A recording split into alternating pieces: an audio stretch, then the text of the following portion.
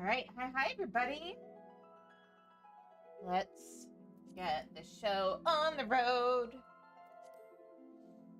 We're starting with ripping off the Band-Aid. I'm not a huge fan of the Whirlit quests because I don't like the content they involve. I don't mean the combat content, I mean the story content. For anybody who's new here, content warning for child abuse and indoctrination and people abuse and scientific experimentation and a whole bunch of other shitty shit. Also, the characters, for some reason, trying to redeem the antagonist from the first story arc of the game. Yay! But then we'll be on to more fun things, like the Void quests, and 5.5 Ishgard Restoration, and, okay, I did that out of habit.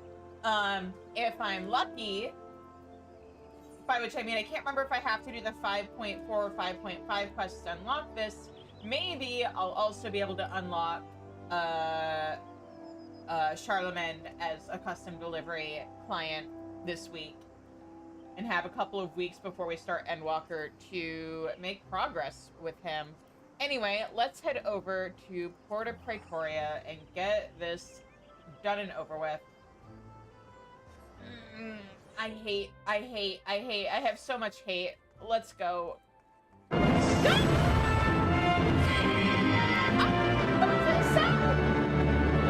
guys, get to meet me to 100 subs within the next, like, 15 days. And we'll have a special, Words Are Hard Synth Riders stream. It's my favorite VR rhythm game. There's Twitch integration. There's multiplayer, so maybe we can get a few people involved with that, and it'll be super fun. I have most of the DLCs for that game, so we'll have additional music packs. Yeah, and if you guys get me to 200 subs, we'll also have a repo stream.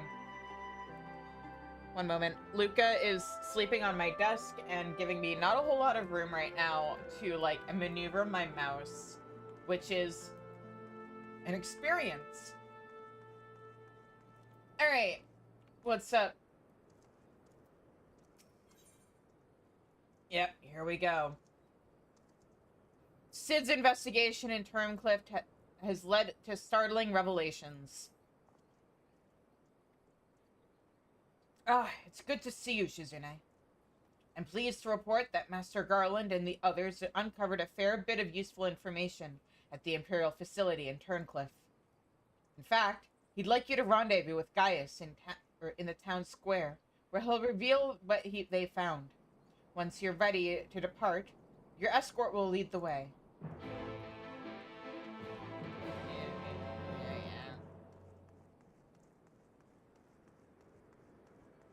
But yeah, also, I did some math on what content, I was just talking about this in the Discord. I did the math on what content I have left to do for Endwalker, or for Shadowbringers before we get to Endwalker. Sorry, Endwalker, words. And, okay, I don't think I'm forgetting anything. I might double check patch notes just to be sure. But I believe, and I may even have some wiggle room with this, by which I mean I may have time at the end of some streams to get other content done. Tuesday, because we're finishing up all 5.4 stuff tonight. Tuesday, 5.5 part 1. And we're going to do, like, the actual part 1 as it was released, in Shadowbringers. Thursday, we are doing 5.5 Bolzia, which means Zadnor. Sunday will be Veneer quests. And I don't know if we're going to need the whole 6 hours for that, because if we can, I'd love to get people recruited beforehand as much as possible. I will poke at Zev and other mods to see if we can't organize that, or if somebody else wants to volunteer to get the party together. But yeah, so that'll be Sunday. And I remember there's a whole bunch of quests, like, that whole story, like, the 5.5 stuff for Nier is kind of long, because there's a whole quest line after, you finish the raids. So even with recruiting ahead of time, it's probably going to be a good chunk of the stream. So that might take the whole 6 hours. I don't know. Tuesday will then be, because again, we're doing this back to back because my heart and soul needs it. We'll be doing Diamond Weapon and then 5.5 Ishgard Restoration, which means Thursday should be 5.5 Part 2 MSQ, which means Sunday, we should be starting Endwalker. Not this upcoming Sunday, next Sunday. At which point, every sub I get, I will walk a mile for. And the community is more than welcome to join in on that. So yeah, that is, I believe, everything. I don't think I'm missing anything. I know I need to do the, like, level 80 Red Mage capstone quest somewhere in there, but I'm sure at some point I will have the room to squeeze that in. Maybe Sunday. So yeah. Anyway, let's talk to, I'm procrastinating. Let's talk to the guy. All set for the journey ahead? Yeah, as all set as I can be. I'm actually doing this for Tataru at this point, because Tataru quests in Endwalker. It seems that Sid is not in the habit of saying the same thing twice, which must be why he has been waiting for you to arrive before revealing the results of his investigation. Though the Imperials may be gone, the scars they have left on this once peaceful town will doubtless take many years to heal.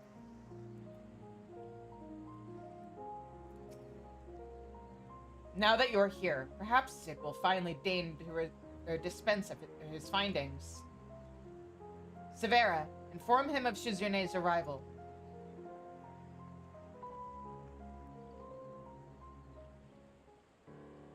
I like how when he showed up in 5.4 MSQ and was like, yeah, I've been doing other stuff. My mind immediately went to Bolgia because I so have blocked these quests out of my memory, unless I have to remember, that I forgot he was involved in them. Whoops.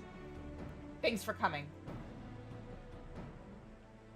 So, what have you discovered? To tell the truth, we were lucky to obtain any information at all, considering the lengths to which the Imperials went in covering their tracks. You see, the hangar below was not just used to store the weapons, but played a critical role in their creation. We now know the code names given to 3 of the weapons: Ruby, Sapphire, and Emerald. Obviously, we're all familiar with the first 2, but the third is something of an unknown quantity. At the very least, this confirms the existence of another of those abominations. What are we waiting for? Let's go after it.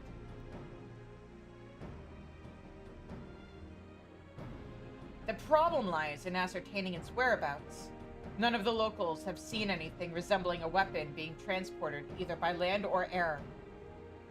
Which of course leaves only one option: the sea. According to what fragmented data we were able to recover, the Emerald weapon is equipped with aquatic capabilities, much like the Sapphire. Meaning that its escape from Turncliffe would have gone undetected, and could potentially be anywhere by now. But if Alphonse plans to have it absorb more primals, the logical choice would be Eorzea.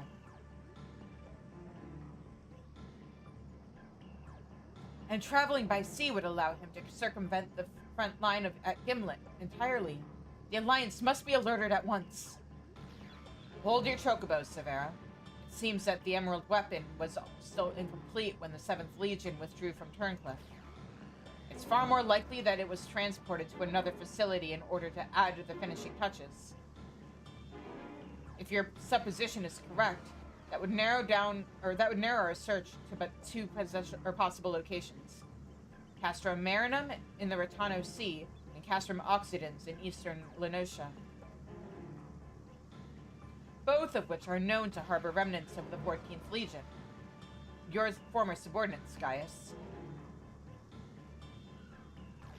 Be that as it may, our objective is unchanged.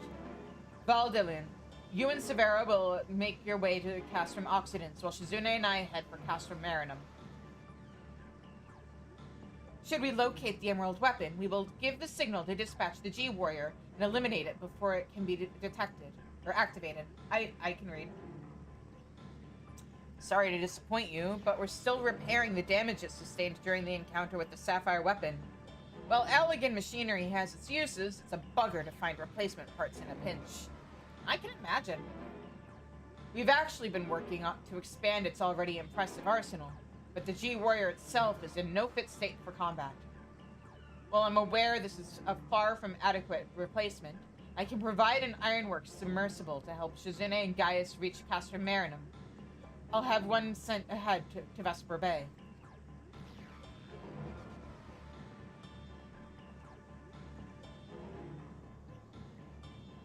A submersible, eh? I don't much like the sound of that. Perhaps Severa and I should count ourselves fortunate that our destination can be approached by land. I pray you have a safe journey.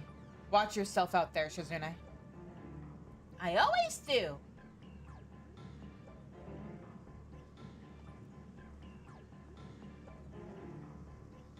It is time we departed. Let us make our way to Vesper Bay. Yeah.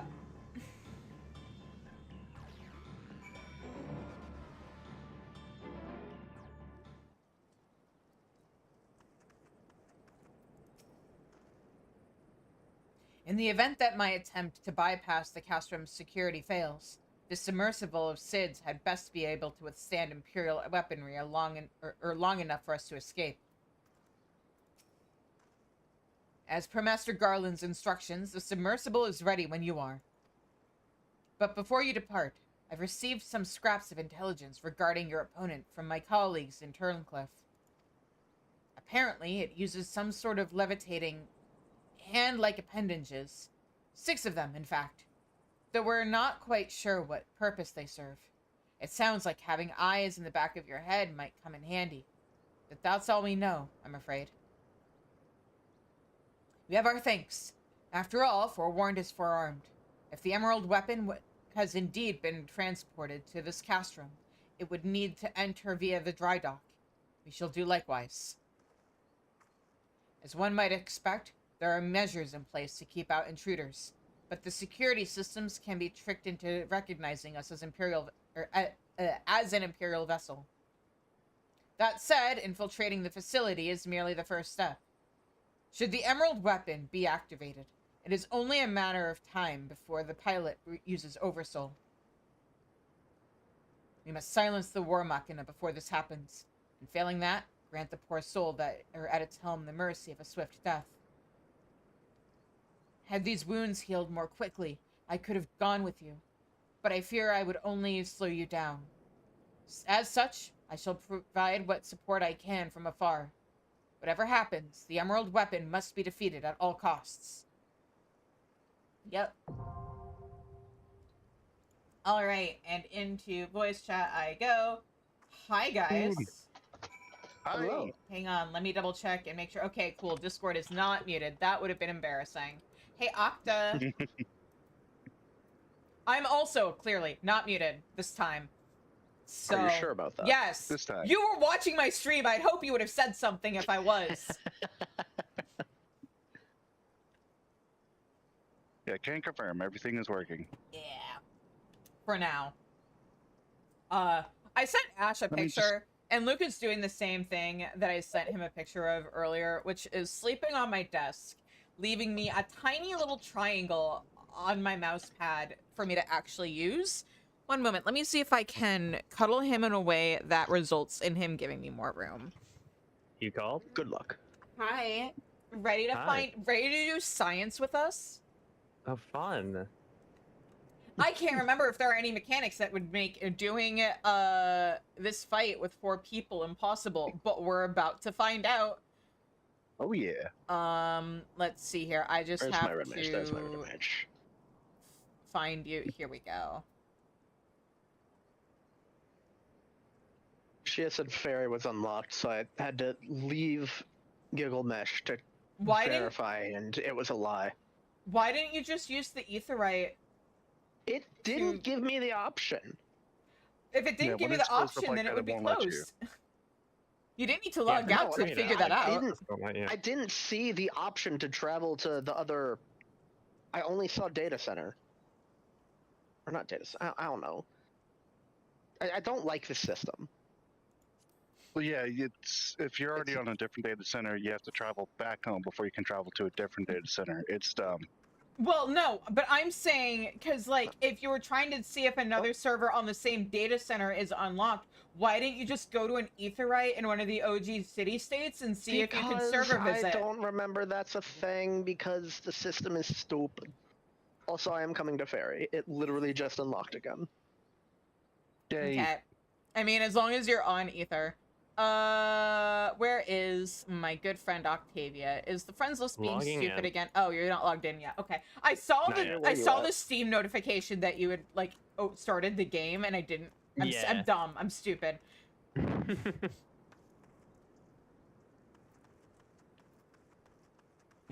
I try so hard to be like, I'm not like other VTubers. I can cook, but I'm still stupid. I do in fact still live up to some stereotypes. I know how to be smart. I mean, okay, I say the cooking thing because one time I was in Penumbra's, Penumbral's, oh, did the sound not work? Hang on. Did it not play? I didn't hear it play. In the Discord. Hang on. Hey, StreamerBot, what's going on? Oh, you know what would help? If I remembered to actually turn on the redeems. Here we go. Okay. Here, I'll just play it manually. There we go. Anyway. I was saying words and I don't remember what they were. Oh, right. I was in Penumbral's chat. And I had mentioned the fact that I'd injured myself. He was like, did you do it while cooking? Are you like one of those girl failures? I was like, no! I've injured myself in the kitchen, I mean, aside from, like, stupid burns. I have, like, cut myself exactly once when cooking. And it wasn't even actually cooking. I was, like, I think I was cutting some cheese or, like, lunch meat or something with a butter knife. And I cut myself because my hand slipped. And that's the only time I've ever gotten a knife injury in the kitchen. And that was years ago. Anyway. Now that I'm done... Knife? Yes, it was a sharp one. Butter knives are still serrated, and if your hand slips in the wrong way, you can still injure yourself with them. Go Dual Warriors, let's go. Yeah. Hell yeah. Does that mean Ash is our healer? No, we just have two true healers. Or are you guys gonna have to do a Unga Bunga off to decide who's actually tanking and who's healing? I mean... Nation Flash. Both. Yeah, Nation Flash. Okay, so we're finding out if we can do this. 4 people, minimum eye level, no echo, no healer. Is that what you're saying? Unga Bunga. Are you sure? Unga Bunga. I'm ready checking, and if you and calling your bluff, and if I see 4 check marks, I'm queuing us in like this. You're gonna get 4 check marks. Okay. Remember, guys, you asked for this. I don't know if we won core. It's gonna be funny either way. I mean, true. And I guess this will be one way to find out if we're gonna get body checked, which is like the actual issue. Trials. Castra Marinum. I should probably put on my item sync set real quick, then. Whatever makes you happy. Sure. I'm all good to go. Okay, are we actually all ready? Yeah. Then let's see how this goes. Before we start, Shay, I'll need you to repair my stuff. Yeah.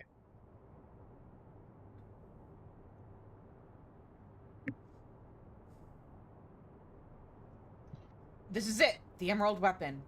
Yeah, it sure is. I've been expecting you, hero of Eorzea.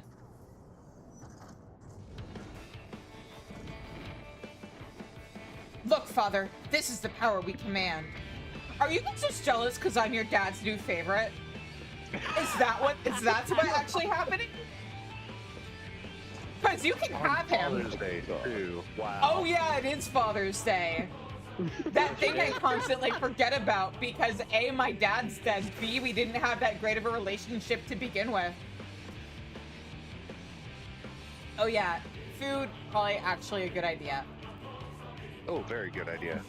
Yeah. You guys decided you wanted to do this without a healer. I take no responsibility for any injuries I get. Sorry, Ash. Not sorry. Well, injuries Just you don't get get are hit. still a skill issue. Do we need Just a don't get 16 second? I says we're cooked. Also, hi, I just want to make it clear for the record, this was not my idea. Okta and Shia decided this was a good idea. Yes, it'll be fun. All Yeah. right. Bunga bunga time. I unga, therefore I bunga. You thought it was ripped off Ava for the robots, but it was actually for the daddy issues. To be fair, it's not like Gundam has its shortage of daddy issues either.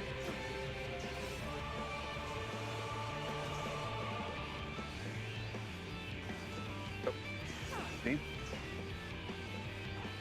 Maybe I should. Oh, right. This mechanic. This is fine. This is Oh. not going to be well for me. Oh, right. Have fun I with can't those cast attack. times. Have fun. I Just- sure Yeah, love Caster's Bane. being a ranged fizz and ow. Not ow. You know? Right, and Huh. the fifth break is the one who died. I want to point that out. Take the heat off a little bit. Oh my Gotcha. I'll god. take back when I'm ready. As I was saying, Please. Get away from the cock and balls. please do clip it. I also clipped it, but please do also clip it. The better clips we have, the more I have to work with in terms of making shorts. It's a flash. Hat targeting this guy's a pain. Also, Quick bang. ow. That was Easy. easy to pick it off, by the way. Okay. Right, this is the thing in the normal. Uh-huh. Knockback incoming. So- Oh, it's a Used to the knockback? extreme. Hang on. Okay. Oh, right. We're just sometimes ignores knockbacks. It's great. Oh, yeah. I Not against KBI'd players. because I didn't have any confidence that I would get out of the way in time. Look at this. We're doing fine. So far. Don't forget there's a I phase mean, 2. there's no enrages and normals. There's also a checkpoint. Okay, like I was saying before, I sure love being a ranged physical and being able to do mechanics like that and not have to stop attacking. Bard is Yeah. great. People who don't like Bard are wrong. Long enough for you need me to take the heat. I'm all good. I'm taking it anyways. Get out of the Oh, kitchen. alright then. Oh, you home ganked. Okay, that's why. I That's did why you not. didn't work. I did not. Oh, wow, that was really close then. Here, Nixon Flash, just to help out. I used my 30%. Towards the balls. Hang out by the balls. Don't need to get there, they move.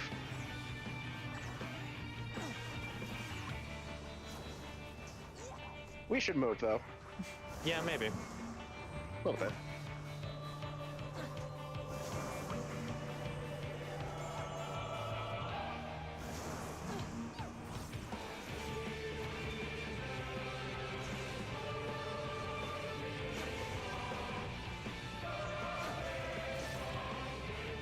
Right be out. No side skate. Oh, this. Yep. Oh! Oh. Ooh. Okay.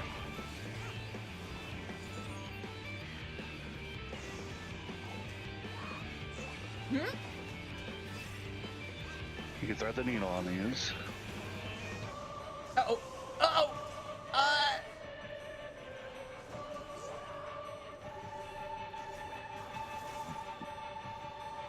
don't feel like Big it, bang. but I won't.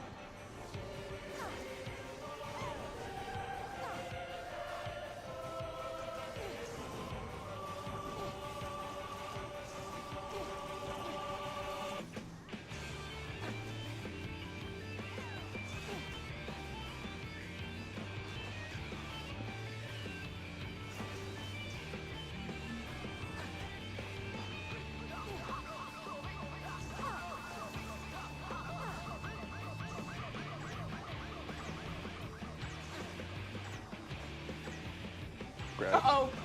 Ow. Time to blindly follow my party members. I mean, I lived, but You're gonna die. barely. Nope. No, you're not. Oh, almost.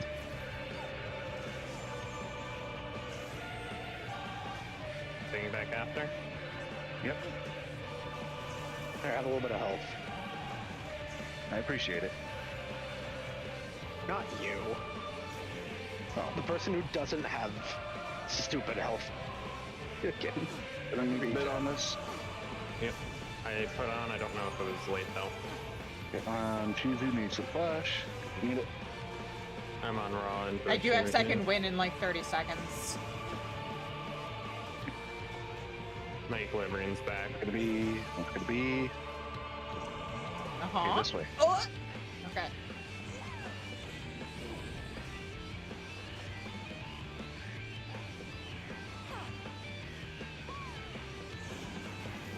%. Let's go. Oh. It'd help if I had can my actually dots leave. up before I... You know what? I was in a safe place and I moved. And I don't know why. I don't think it's possible damage might be an issue. There's no enrages, we'll be fine. Is that not a normal? I think it's The not. only normal content that has an enrage is ultimate shot, like ultimate weapon. There's a few others that do.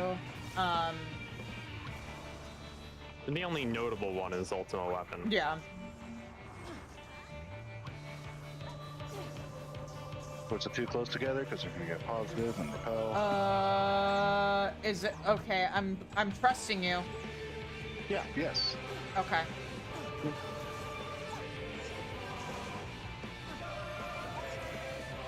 Shake off. Reprisal. Let me know if I need to grab it. No need. Just realized we had that.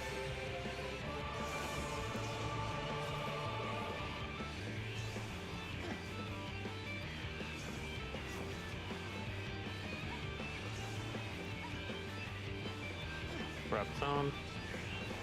Take it off.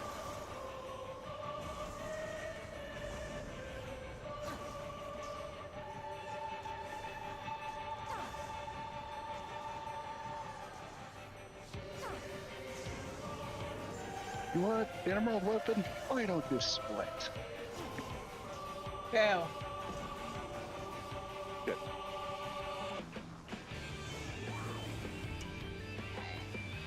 Now I'm just gonna Here. hang out. Yeah, just hang out between the balls. You'll be fine. I was gonna say between the hands. Thank you very much. Yeah, between the balls.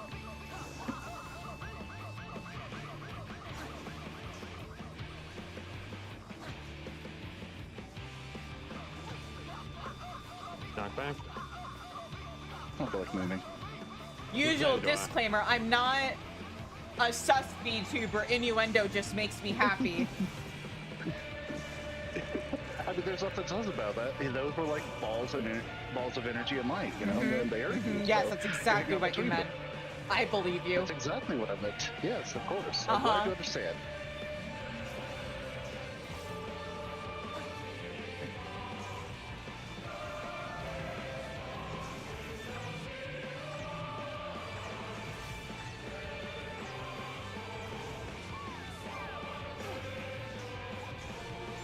good? Oh yeah, Yep. you're good. Okay. I haven't even used home gun yet.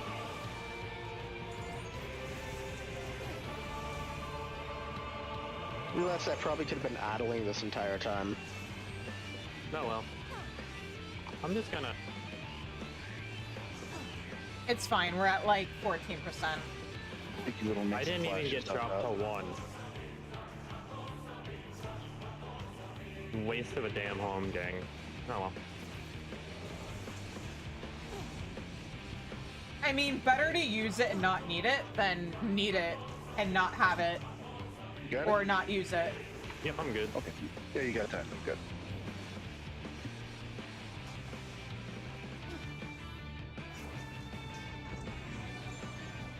Up here.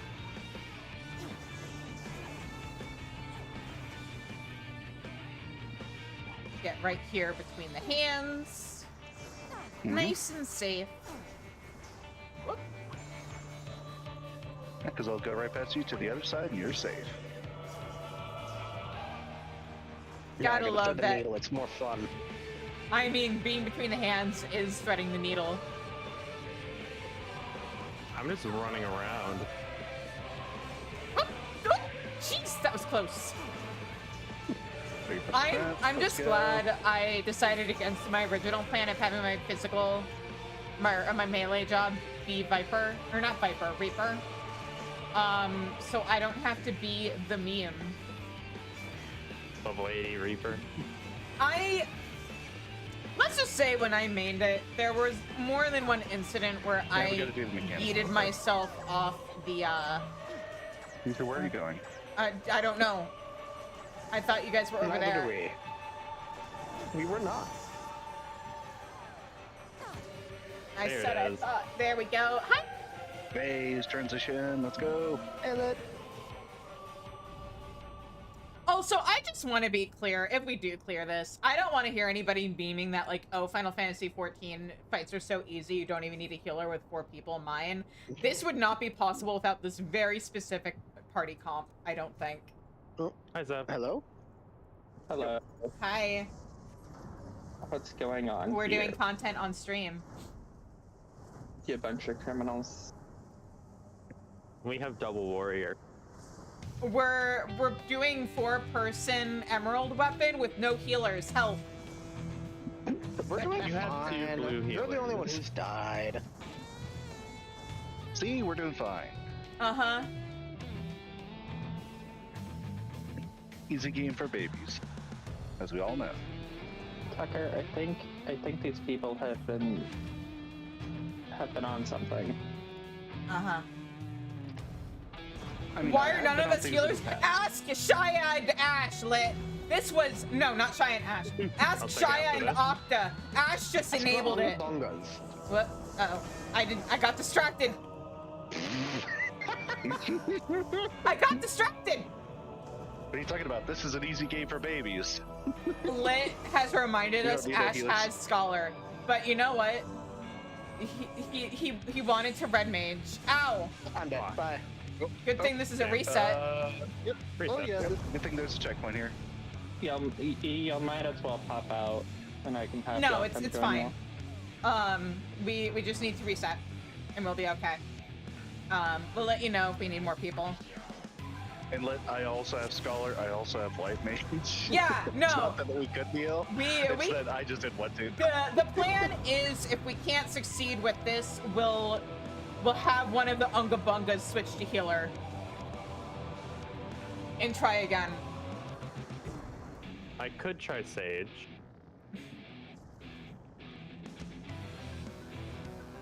Right. Are we ready? Yeah.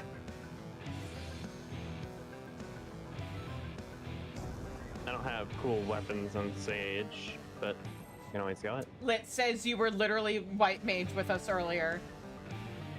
Yes. Yeah. So, I wanted to Unga Bunga. I just, once again, disclaimer, this was not my idea. That's You okay. enabled it. You let us do it. Yeah. You called them on their not bluff. Uh-huh. You're complicit. It's okay though. You were also complicit in the brilliance that this is. This is fun. Sure. What? Are you not entertained? Does KBI work on this? No, I don't guess think you'll so. find out. It certainly doesn't in extreme. Nope.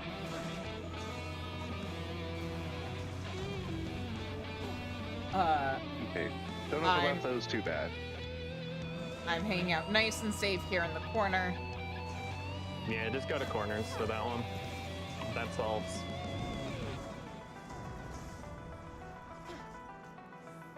But there's a fun pattern from the extreme. This isn't extreme. This is normal.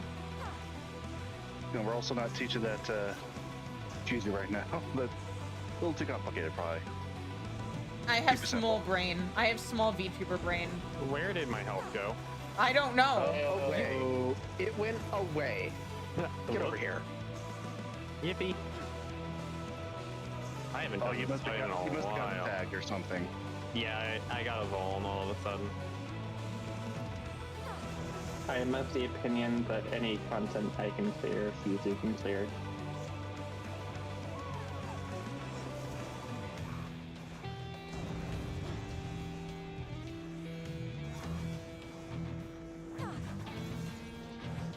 I'm just glad I have a bunch of feel-good content I can do after this quest.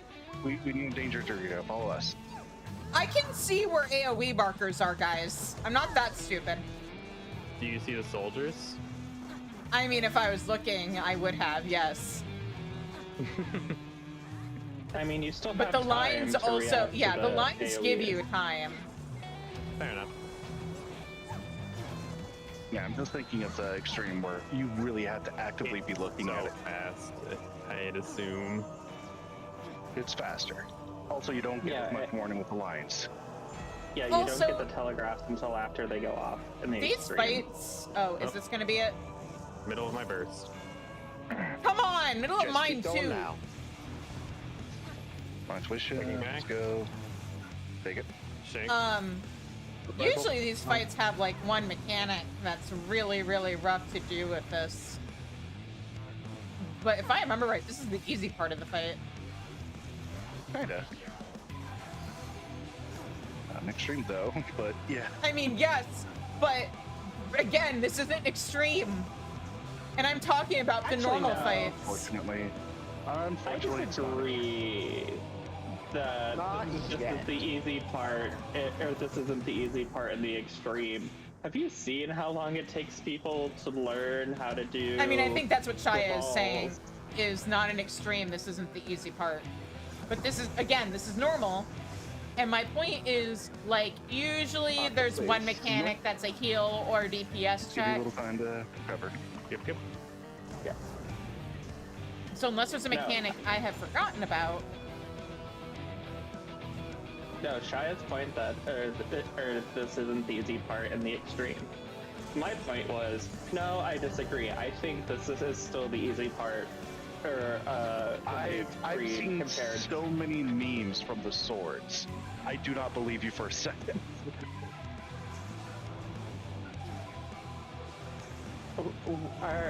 Every time that I've gotten to phase 2, we've cleared.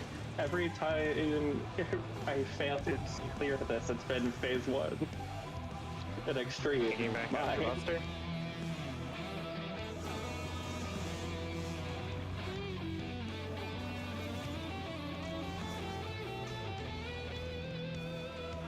No, okay.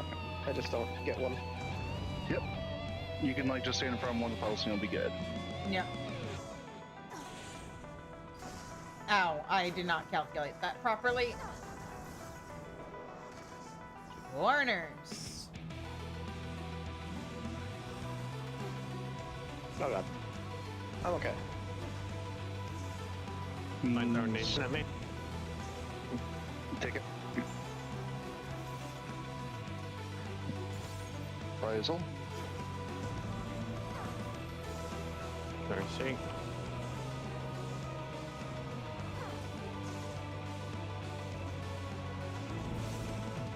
Nope. Duh. Oh, I just got narrowly clipped. God, jeez. Fuck. Both of you. Really? My brain went smooth for a second, sorry. Both of you, you have like the same health.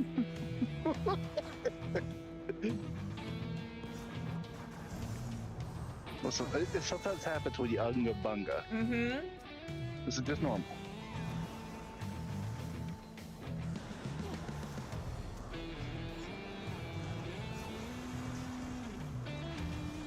Got 4 volt stats. That's impressive, actually. Yeah, I agree. Just scooch left. Get over here. Living with 4 there is impressive. It's okay, I got meds. Okay. Come on. Equilibrium, something. Oh, I know. Potion. I'll give Nation. I literally popped a health potion.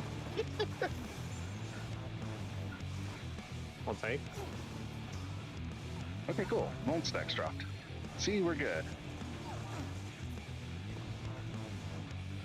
Okay, you good? Oh, it's so close. 7.9.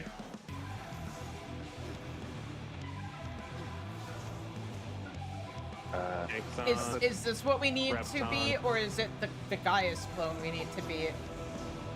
This. Okay. Guy's This clone is just what we- deals a bunch of damage. Yeah, Okay. it's, Damage it. And 1. Yeah, we got this. And Just go. Boom. Hey, good job, Congratulations. That was great. that was actually a lot of fun. beyond good.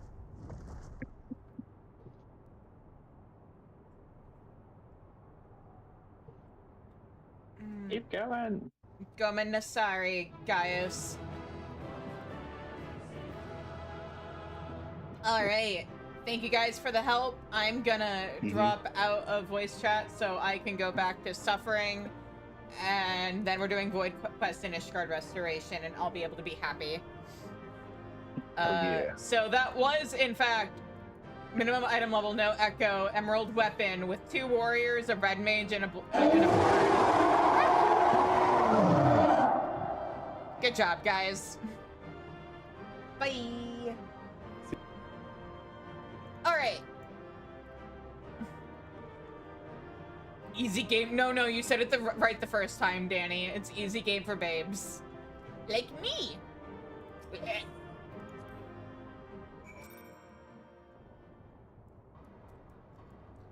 All right. And so it ends. But why would Rex throw away his life for this?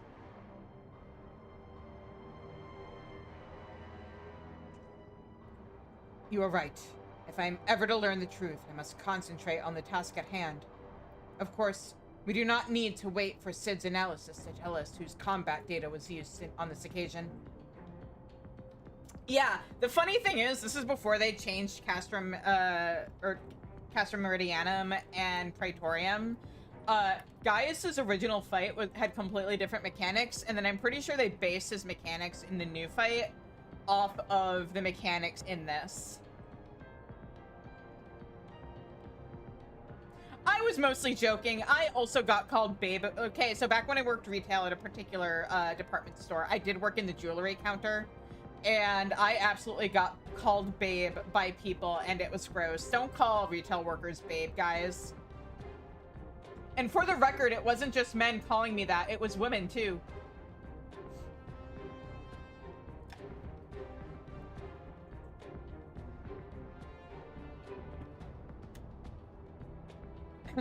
It galls me to think that my techniques and strategies could be so closely replicated. Nevertheless, the observations I made during the battle may yet prove useful. As a matter of fact, that was not the only information I was able to gather. I intercepted a signal that revealed the troops stationed here were permitted to withdraw, seemingly in return for assisting the 7th Legion. They must have known that the Alliance would follow the Emerald Weapon here sooner or later, and made good their escape. Meaning the way is now clear for Sid to inspect the War Machina's remains.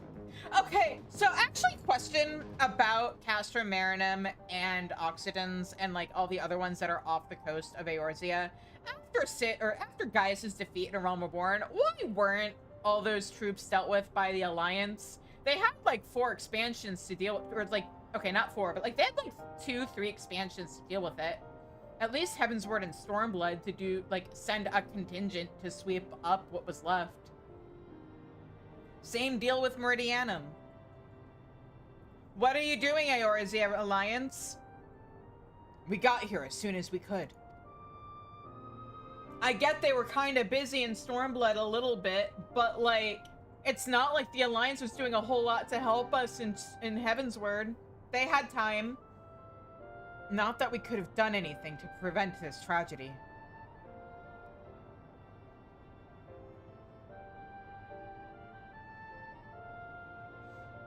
From what we know, it seems that the Emerald Weapon was, ilm for ilm, a great deal more powerful than the previous 2. If this is allowed to continue, who knows what sort of monstrosity the 7th Legion will conceive next. Nevertheless, Shizune was once again proven capable of overcoming the worst the Empire has at its disposal. You may be relieved to hear that Castrum Occidens was free of anything resembling a weapon. Unfortunately, it was also devoid of any useful leads, and we came away empty-handed. In all honesty, part of me wishes we had never found the Emerald Weapon. Perhaps then, Rex would not have been forced to make the ultimate sacrifice. I only hope that he is finally at peace.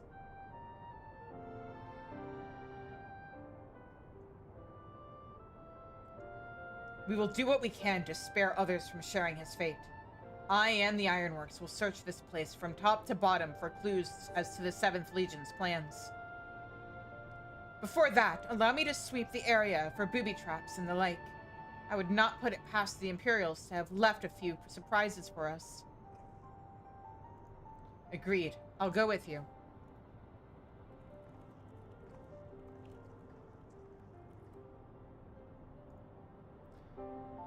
With that in mind, I'll begin my examination of the Emerald Weapon. Carefully, that is.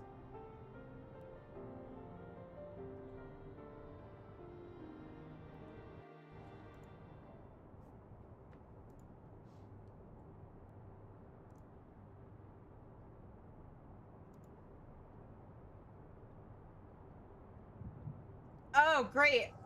An Echo Vision. I love these. Alphonse, you knew all this time, didn't you? Melisenda and Vricon too. Everyone except me.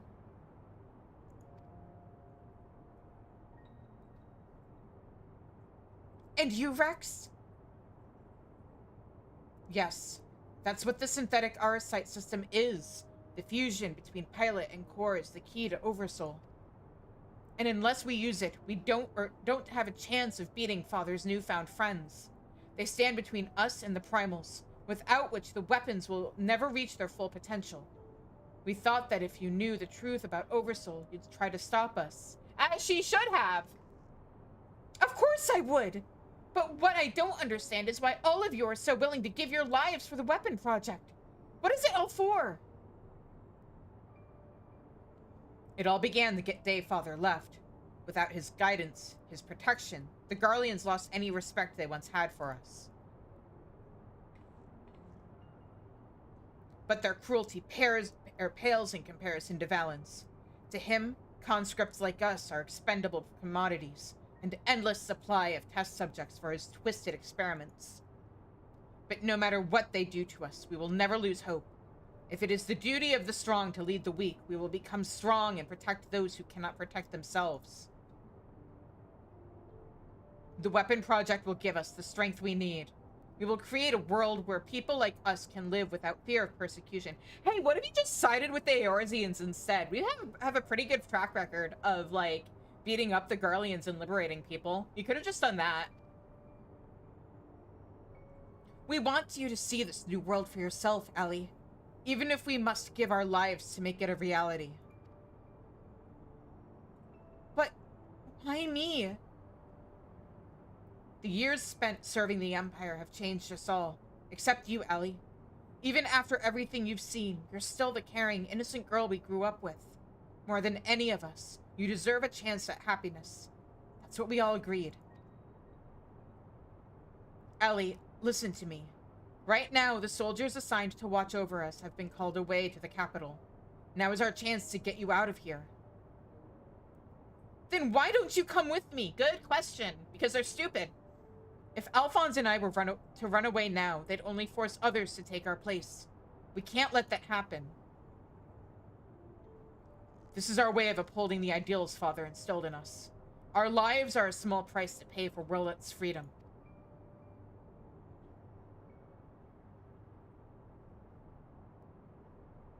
No! How can you expect me to leave you behind? I won't do it!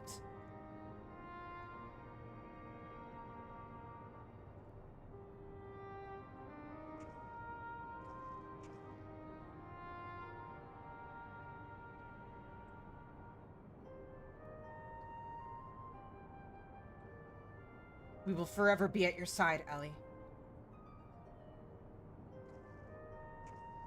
Vex, take her to the holding cells. No! Let me go!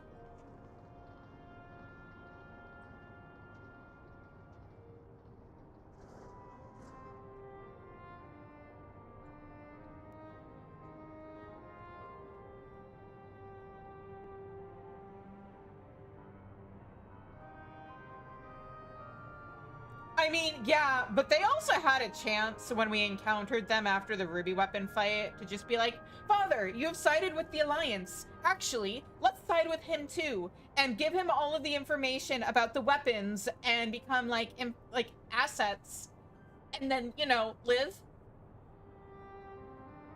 So win or lose, the plan is to hand over the castrum to Father. Is that right?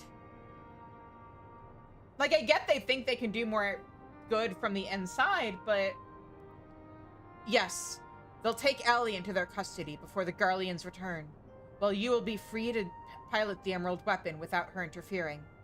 We can't let her hinder the completion of the weapon project. I'm counting on you, Alphonse. Don't let our sacrifices be in vain. Also, you're dooming your sister to, yeah, potentially a life of freedom, but a life of freedom without her brothers.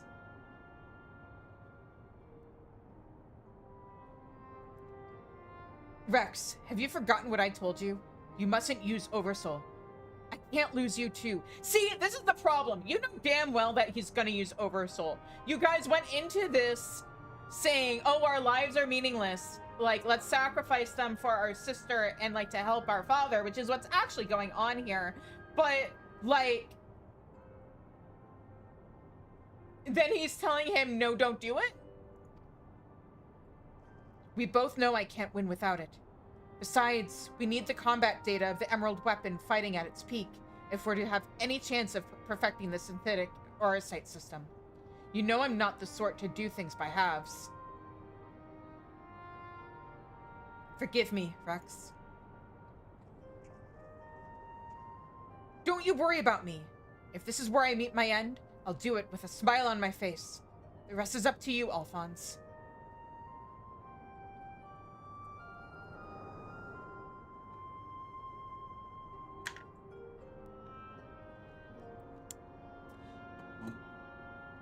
Like, their father didn't even betray everything that he taught them. Like, they're still basically trying to help Gaius. And, like, if you think about it, if Gaius's whole thing is the strong leading the weak, he has sided with the strong. He's seen what the Warrior of Light can do and has chosen to change sides. Why are his children not being like, oh, we should let him lead by example? Obviously, Father has the right idea. This is the girl you spoke of, yes? She was locked in a cell, but I saw no harm in letting her out. I can't say for certain, but it seems she's been through quite an ordeal.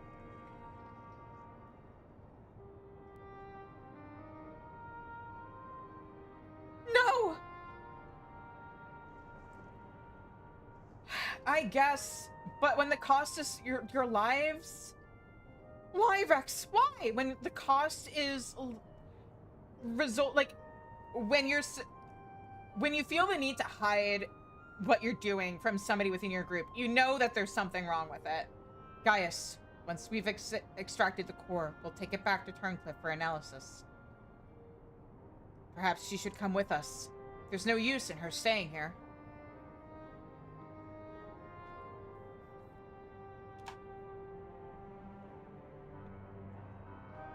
My issue is they didn't have to accept death. And it's not just about, like, accepting death. It's look what they've done to their sister. I don't feel bad for Gaius. I still think Gaius is a bastard. I don't like the fact that they tried to redeem him. But...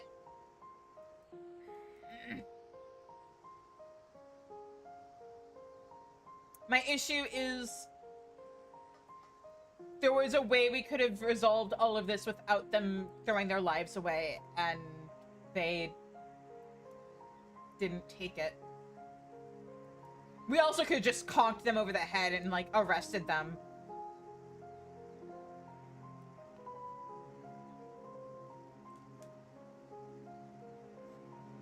But yeah. Anyway.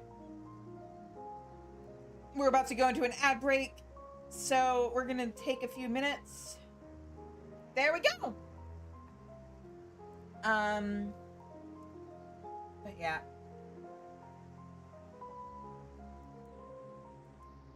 I don't like that. I believe in choosing life. Maybe this is partially, like, informed by the fact that, like, I am Jewish, and it would have taken a few slightly different choices by ancestors of mine for me to not be here. But, like, I live in spite of the people who might want me gone. And I believe firmly in choosing life. Oh, yeah! Culturally Jewish, but yes.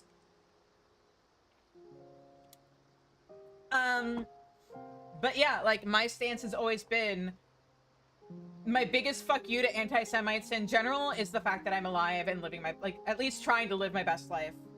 And I think other people should totally do the same, because, yeah, fuck them. Life is precious, including yours. Everybody's life is precious. And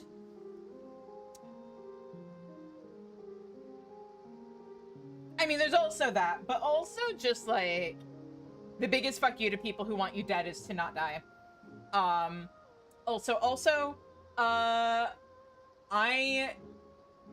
had this stance with Fordola and, like, basically every single Garlean, and, like, in general, when they're like, oh, this bad person did bad things, so we should kill them. Like, no, we should make them live to see just how much we succeed, and how, like, make the biggest punishment for them should be watching everything they stood for collapse and fall apart and fail.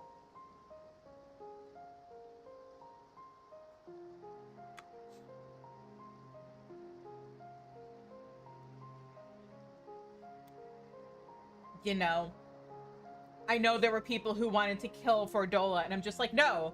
Let her see how everything, like, all of her convictions were wrong, and how Alamigo can be free without bending the knee to Garlemald.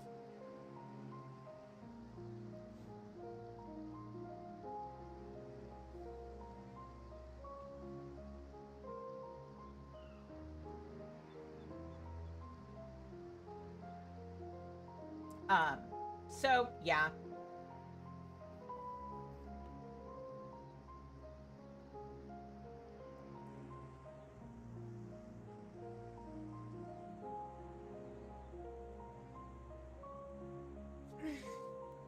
Get some stretchies in before the ad break ends.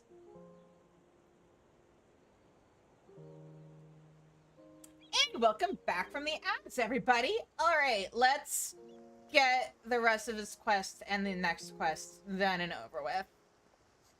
Severa is taking care of Ellie, but it may be some time until her nerves have settled.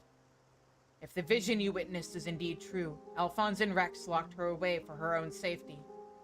When she is ready, I would know more of what her brother hopes to achieve and why he must resort to such desperate measures.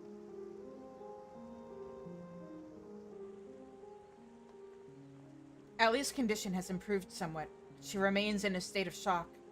We must give her more time to recover. There was one other thing that I thought you should know. When we checked for her for injuries, we saw that her back is covered in welts and bruises. Who did this to her? Who do you think? It seems she was subjected to beatings on a regular basis, judging by the varied stages of bruising. I dare say this was the work of her Garlean masters. You speak as though you have seen this before. Seen? I have lived through it myself. I was born in Wurlet, 23 summers past. My mother was a local woman, but my father was a pure-blooded Garlean and a member of the occupying forces. Though I know very little about him, his rank afforded me imperial citizenship. His acknowledgement of our familiar ties was the extent of the responsibility he took for bringing me into this world. Still, it is more than can be said for most of his ilk. My mother and I were shunned by the people of Wurlet, who treated us as badly as the Garleans did, if not worse. I thought that if I were to become an imperial soldier, my position might somehow deter those who would cast scorn on my mother, if only out of fear. And so I joined the army. The acceptance I earned was but temporary, however, and my superiors were quick to blame any perceived shortcomings on my savage lineage. Rather than waste time on official court-martials, they administered their own form of corporal punishment. I was eventually assigned to the 12th Legion and fought under Zenos Galvis in Alamigo. In the chaos that followed our defeat, I seized the opportunity to flee to Wurlet. While it was never much of a home, it was all I had, but nothing could prepare me for what awaited. My mother had for many years suffered from poor health and relied on medicine to keep her alive. In my absence, the Garleans had denied her treatment, claiming that it would be wasted on savages. By the time I could return to her side, there was naught I could do. There was nothing left for me in Wurlet. I would be punished for desertion if the Imperials discovered the reason for my return, and I was never accepted by my so-called countrymen to begin with. I ran as far as my legs could carry me. It was then that I met Gaius. So that is the truth of it. Other than a few scant details, I knew naught of your past. It sickens me to think that I once fought under the same banner as such vile creatures. I had always believed it to be the duty of the strong to lead the weak. Yet there are those who become drunk on the power afforded by their station, and prey on the ones they should protect. Like a canker, this corruption has spread to every part of the Empire. Even those with Garlean blood, such as myself, are subjected to their cruelty. They hold particular contempt for the Aura, an easy target for abuse being so few in number. Perhaps, like me, Ellie thought she would be spared such treatment when she joined the army. Alas. I only hope that with time, Ellie can put the past behind her and make a new life for herself. But for now, all we can do is wait for her delirium to subside. It is Vaudelin's turn to keep watch. Let us ask him if there has been any change.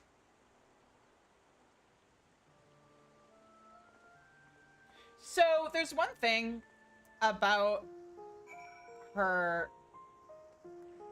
that I wish had been addressed better. Because as far as we know, like, every single third eye on a Garlean has always looked the same. It's always looked like, sorry to be gross, but a pus-filled, unpopped tit. But if you look under her bangs, either third eyes can be other colors, because hers looks black, or I always kind of wondered if that wasn't a scar from an eye being taken out.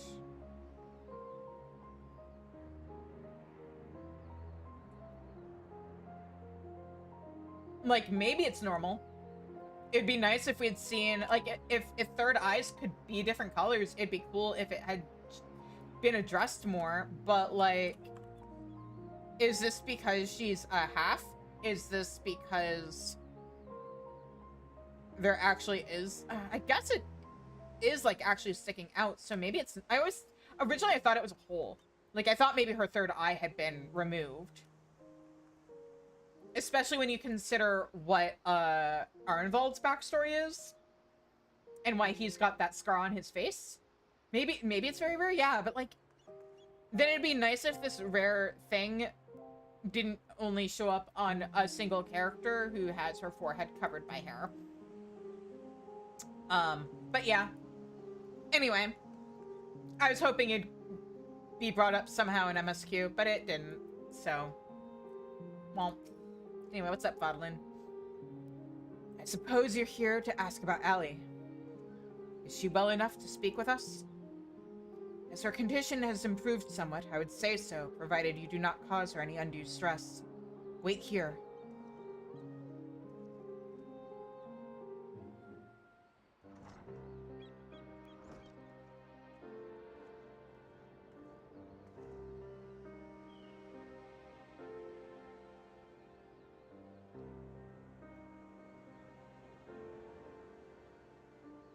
Allie, I am sorry. What happened to Rex? It was my fault. Melisandre and Recon, too. They died because of me and my foolish ambitions. Father, no. This cannot go on. Please, Allie, you must tell me all you know.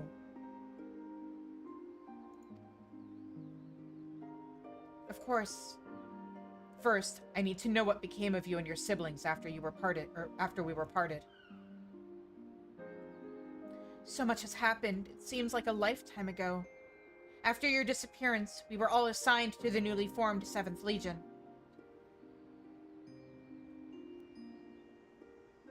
At first, each legatus was quickly replaced by the next, until eventually a man named Valens von Varro was given command. He was sent from the capital, but before that, he was a specialist in experimental magitech weaponry. We later discovered that he was ordered by Emperor Varus to complete a project involving anti-primal machina, the weapons.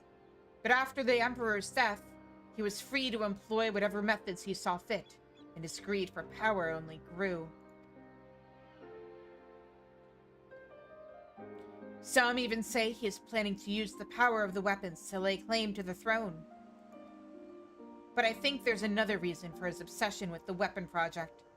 Not that he'd ever tell anyone, but he's always muttering to himself, and I've been able to put the pieces together. He's jealous of you, Father.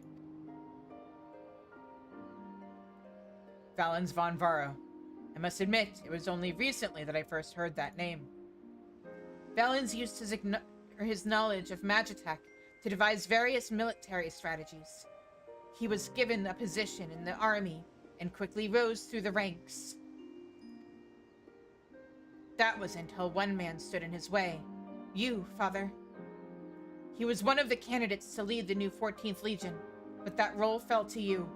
After that, he was assigned to serve under a far more gifted engineer, Nero, who was in charge of restoring the Ultima weapon. Valens has resented you ever since, going so far as to oppose the ideals you upheld, where you treated those who served the Empire based on merit rather than on their race or origin. Valens is adamant that pure-blooded Garleans are superior to all others. It never ceases to amaze me how far some will go in the name of revenge. All that hatred festering away. Nothing good could ever come of it. Glance! So the marks on your body are his handiwork?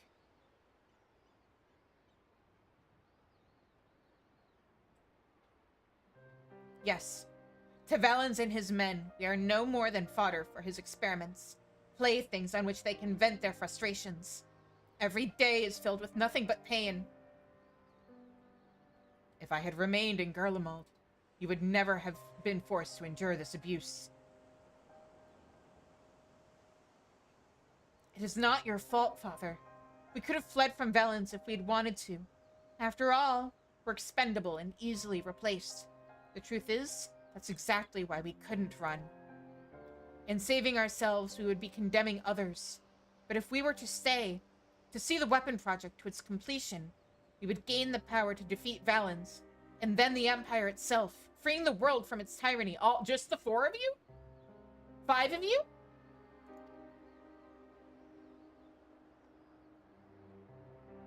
That way, we might start afresh and find a place we can call home. And not just for us, but for everyone who wishes to live in peace. And you really think the Empire wouldn't have put a failsafe in the weapons to shut them down if somebody tried to take them over? You would give your lives for a future you may not live to see. We took courage from your teachings, Father. The strong must lead the weak, and we would gain that strength by whatever means necessary. We will fight for the sake of those who cannot. But we knew that you'd never consent to our participation in the weapon project, which is why we couldn't turn to you for help. As the pilots, we're the only ones who are able to stop Valens. We know just how powerful the weapons are. He would use them to bring the world to its knees. And his masterpiece is the worst of them all. If only I could get my hands on it. Then I could save Alphonse and all of Werlet. Father, I know you and Alphonse stand as on opposing sides of this conflict, but there must be some way you can help him. He may have called you our enemy before, but he never meant it. He still loves you, Father. You are everything he aspires to be. Get better, heroes. I failed him. Failed you all. But I refuse to abandon him to his fate. I will free him from Valens if it is the last thing I do. Thank you. He needs you, now more than ever. Listen, Allie. I once sought the strength to rebuild the world as I saw fit. But the Ultima weapon was born not to create, but to destroy. Alphonse must not follow in my footsteps. I know all too well where they lead. I will do all I can to help your brother. Pray, tell me where he is.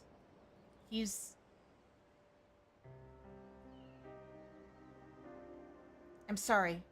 I don't know where he could be. In that case, I shall have the Alliance dispatch scouts. Wherever he is, we will find him. As for you, Ellie, you must stay here and rest. Wait. You're the one who fought Rex, Recon, and Melisandre, aren't you? We're the ones who threatened your homeland. You only did what you had to do. Wow, a Garlean or somebody who works for the Garleans who has self-awareness. This is the last time we'll see that. I have no right to ask this of you, but... lend my father your strength. Save Alphonse. It's what I do. I know why they call you hero. Or I know now why they call you hero. Alphonse, I'll do what I must to free you, even if it means going against Father's wishes. I have a good feeling about his new friend.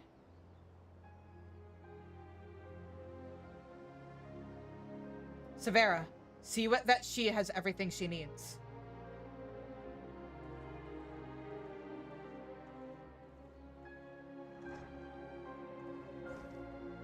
Our allies must be informed of these troubling events. May I ask you to relay this news to the troops in Girabania? Yeah.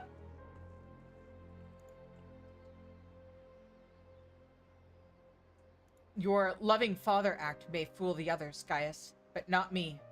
For every life you've saved, you've ended 1,000 more. Or is this your idea of redemption? Call it what you will. For all my transgressions, I believe I still have a part to play.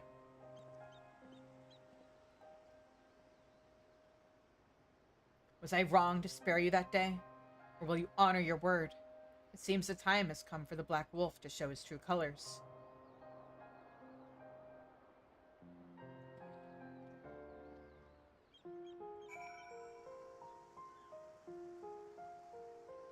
I feel like Gaius also is kind of lacking in a lot of self-awareness, considering the fact that he's like, yeah, I treated people based off of merit, blah, blah, blah, but he seems to be kind of ignorant about how people were like, he was the one in charge of Alamigo for a while, and he seems kind of ignorant to how people were being treated there.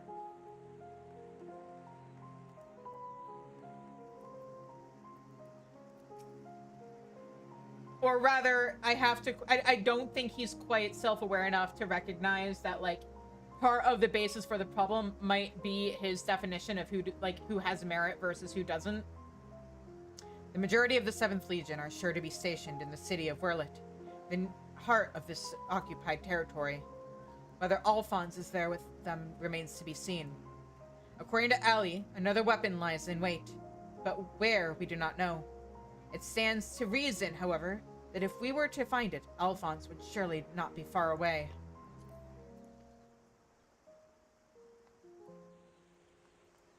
I thought that was a player for a second and got really confused. That is a small child. Okay. While I am painfully aware of the cruelty the Empire shows its enemies, even I am appalled to hear how it treats its own. War machina that feed on the very lives of their pilots. I can scarcely imagine anything more heinous.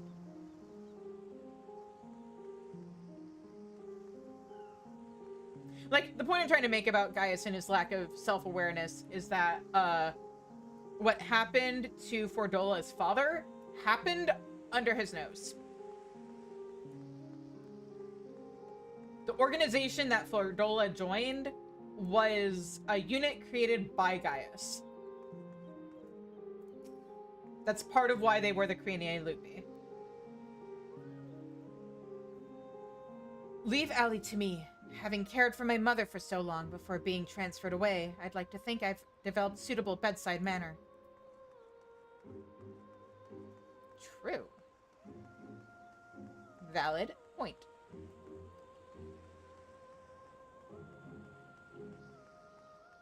I was about to be like, aren't there some kids that I can talk to here? And then I remembered, oh, wait, right. We're about to meet them. Anyway. Let's go back to Porta Pretoria. Is this faster? Resistance escort? I think so. Ready to return to Garabania? No. And yes. This is where all the content warnings come in. Haha.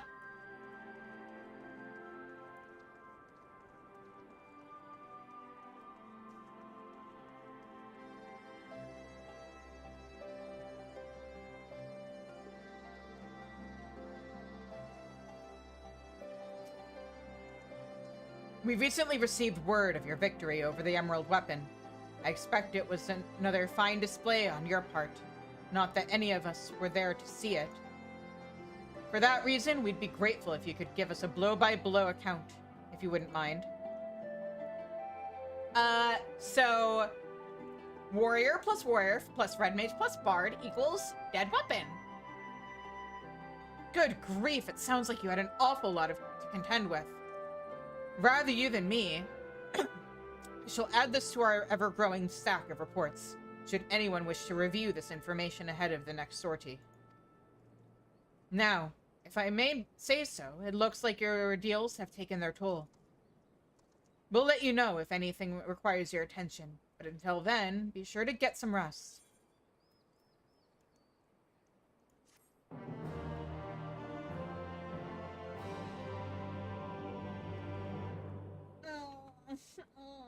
What if my hand slipped and I just hit the escape button? Meanwhile, in the 7th Legion's correction chamber.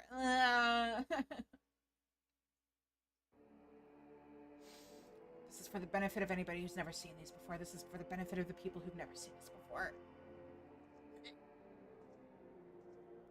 I'm not doing the chanting. BTW. 3 weapons. 3 pitiful displays of ineptitude. Ugh!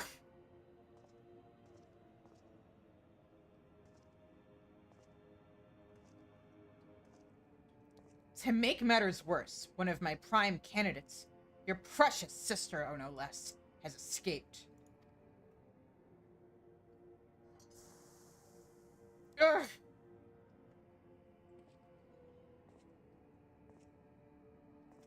And who should she go crawling to but that swine Gaius? After everything I've done to... for her, and this is how she repays me. As her older brother, it's your responsibility to instill some discipline in her, and you failed miserably.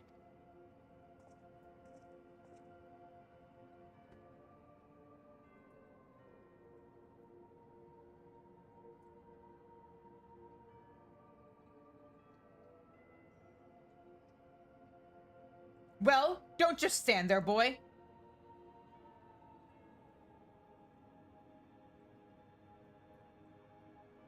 Oh, of course. It's your first time, isn't it? Come along. There's no need to be shy.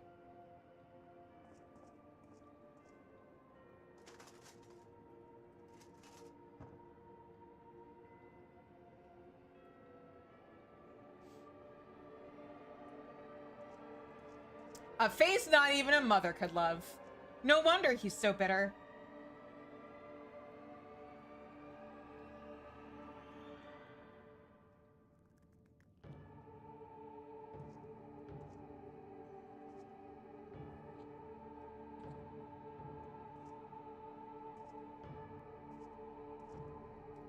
You can see something wicked has taken hold of this young man, and it's our job to cleanse his troubled spirit. It may look painful, but it's the only way, I assure you. He'll be ever so grateful, and you want him to get better, don't you?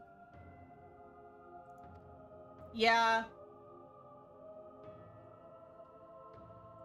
Although you could argue that, like... I know this isn't completely true, but... some of the ugliness may just be his ugly personality showing through, or the result of just how awful of a person he is. You know, he did an evil smile too many times, and it fucked up his face. It is also his haircut. There's a good boy. Now let's try again, shall we? No, I'm not doing it.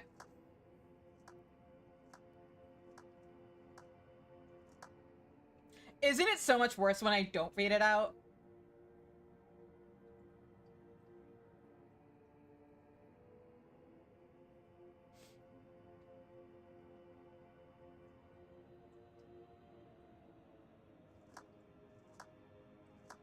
Evil, like a haircut, is a choice. In this essay, I will... True.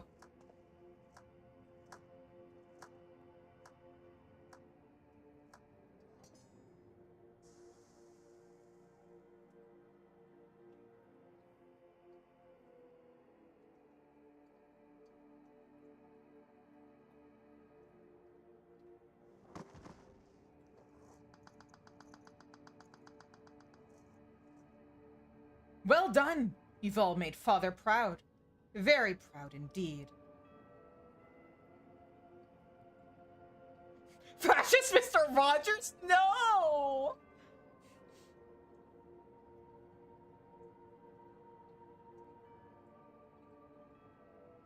As for you, I thought you were a cut above the rest of the savages, but it appears I was mistaken.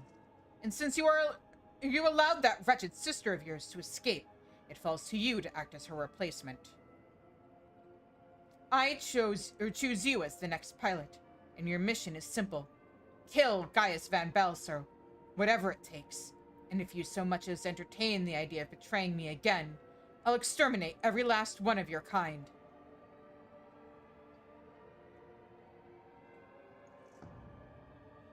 Like the vermin they are. See, this is the expression that fucked up his face. He made the face too many times, and it stayed that way. It gave him wrinkles in all the wrong places.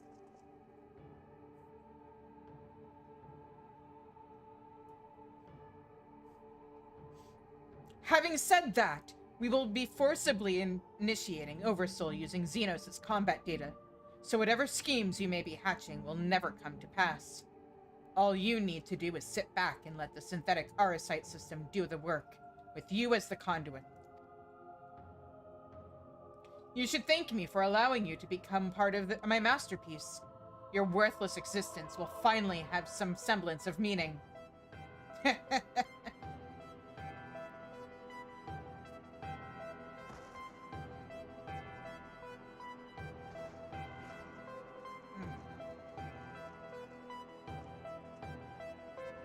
Lord Valens, preparations for the Oversoul trial are complete. We await your orders.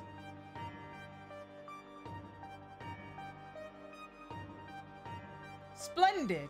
There's never a dull moment around here.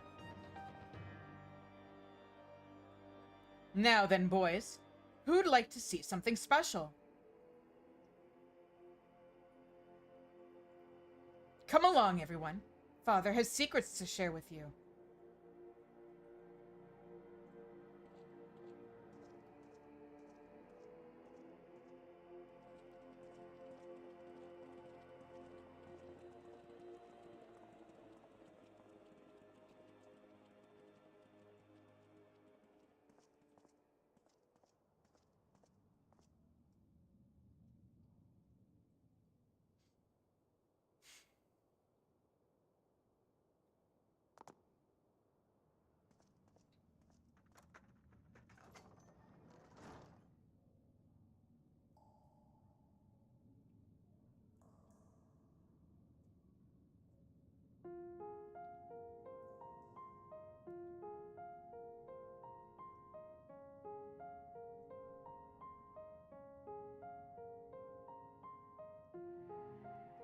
This is my chance, and it's all thanks to the sacrifices made by my dear siblings. Finally, the weapon will be mine to command. Once it has reached perfection, I will be unstoppable. First Valens, then the Empire itself will fall, and we will be free at last. Father, keep Ellie safe.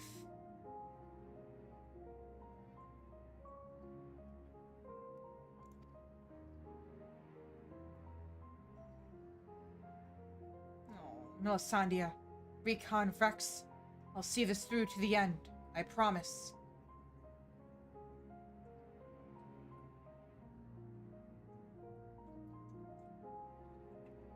Until then, watch over me.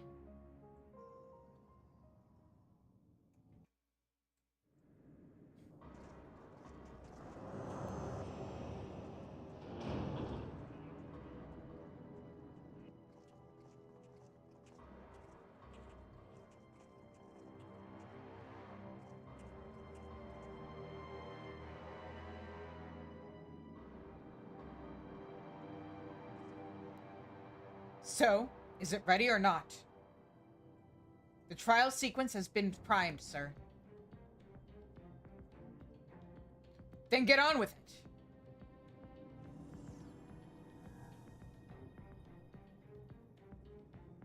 Initiating synthetic RSite system. Loading diamond weapon simulation.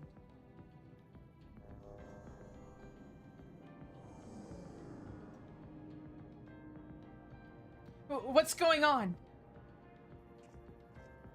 You're helping us with a little research is all. Whatever your name is. The time has come for you to contribute to the glory of Garlemald.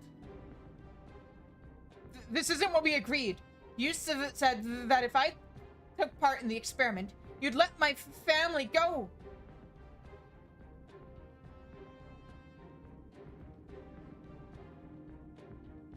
You have Xenos' data loaded, yes?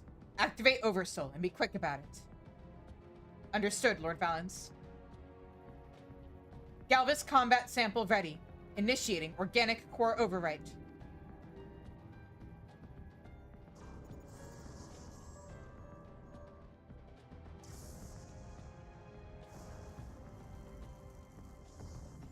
Yeah!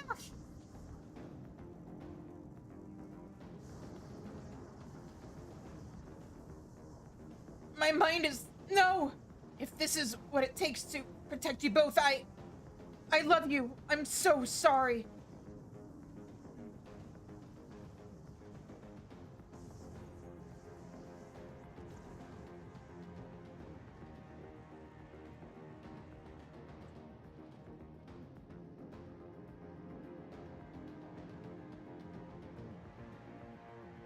Where is my prey?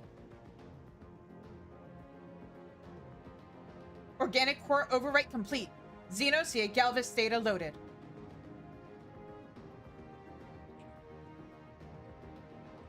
The subject is instinctively bound to seek out prey right from the outset. Regardless of the combat prowess it may boast, I need an obedient servant, not a ravenous beast. And you chose Xenos as your subject for this? Enough. Shut it down. Deactivating synthetic arsite system.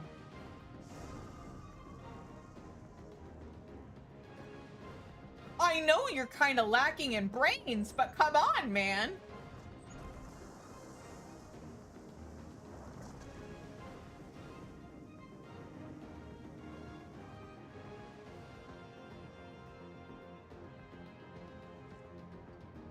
How revolting. What a mess it makes of the cockpit.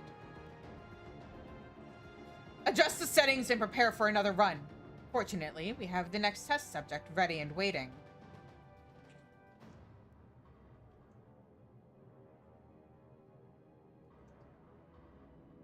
But sir, you agreed to release his family in exchange for his cooperation. And you believed him?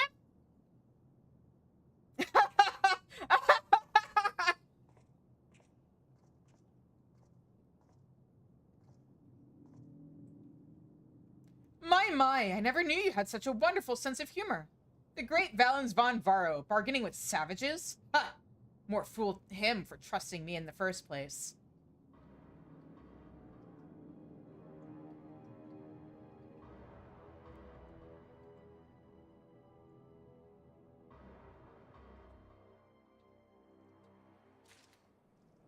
Okay, is this the in? No.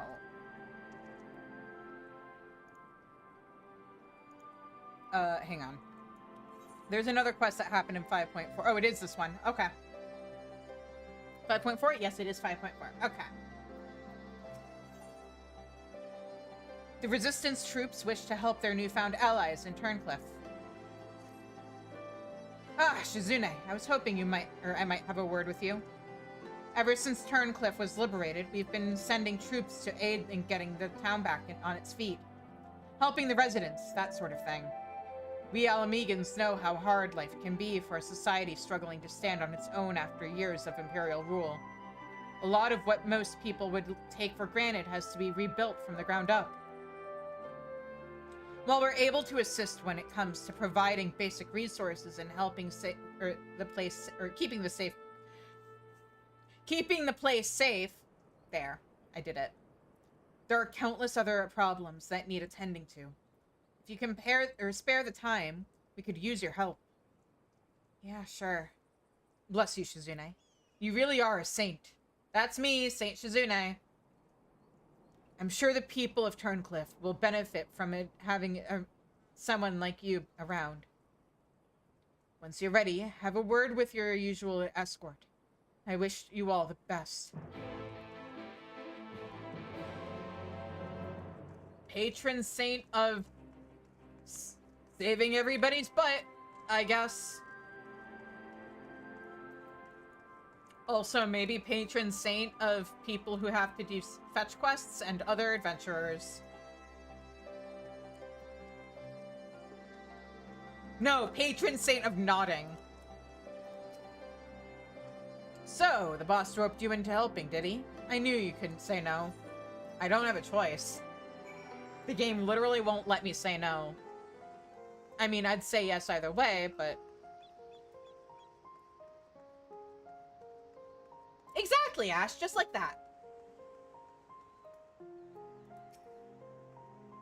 You're the one who piloted that war machina and defeated the Sapphire weapon, aren't you? I am. I thought so. I've heard much about you, but I doubt you know who I am. My name is Avelina, and I grew up here. When I saw 16, I was put to work as a Magitech engineer. Thanks to you and yours, we are now rid of the Imperials, though I fear many of us still will struggle to put the past behind us.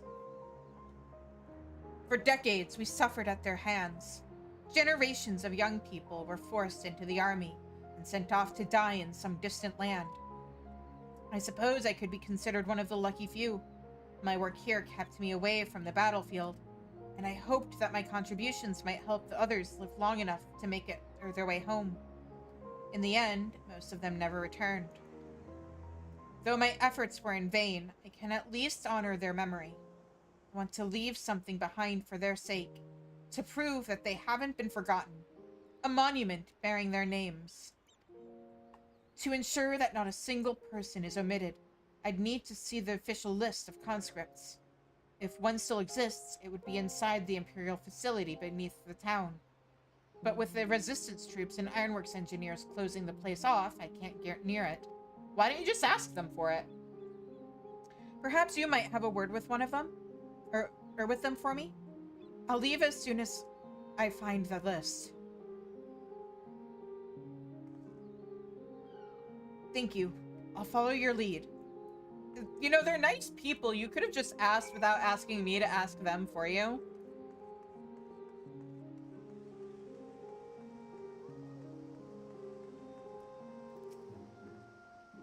I'll let you do the talking if that's all right.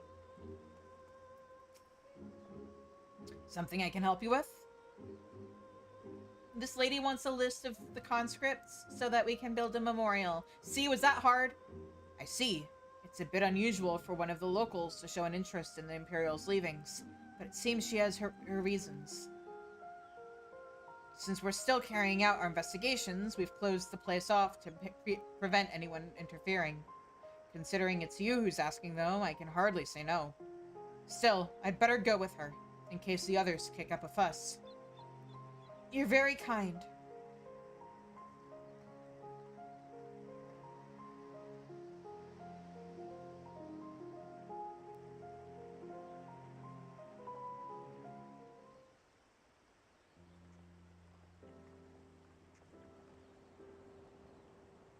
So how'd it go?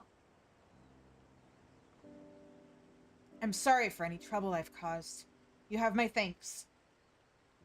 Think nothing of it. I was glad to help. As I'd suspected, the Imperials kept detailed records of the local conscripts. One name in particular stood out to me. My friend, Melisandre. I had no idea she'd been assigned to the 7th Legion of all places. What do you mean by of all places?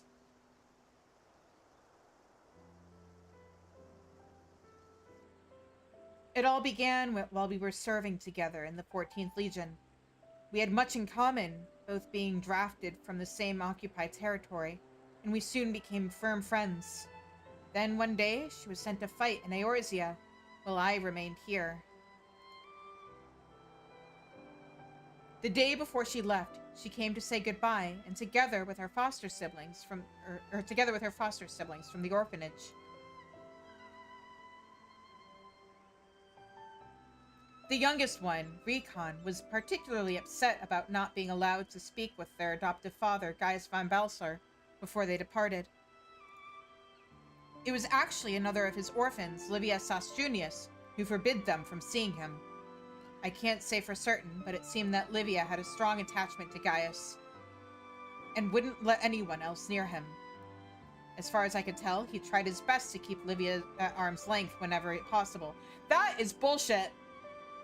But her devotion to him was bordering on obsession, and she became extremely jealous at the slightest sign of affection between him and his other wards.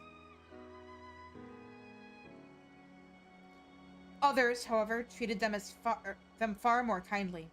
In fact, a prefectus castorium of the 14th Legion came specifically to meet them. While I was surprised that a Rugadin had risen to such a rank, I was even more taken aback by the unguarded manner in which he spoke with his subordinates.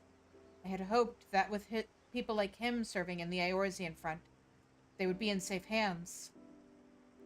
Then the time came for Melisandre to leave. We shared a few final words, and then she was gone. It would be the last I ever saw of her.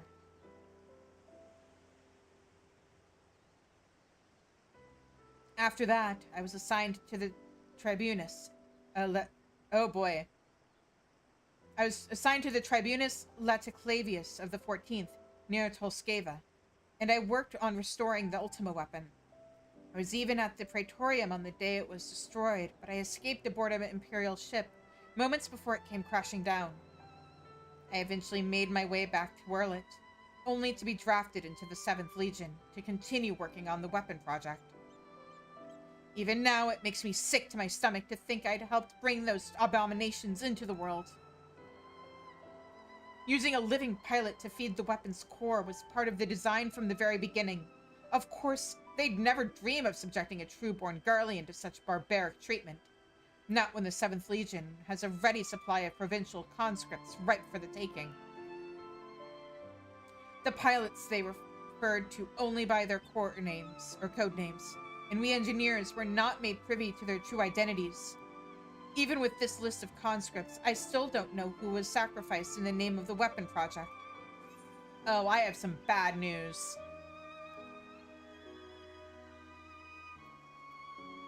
Let's bring an end to the weapon project.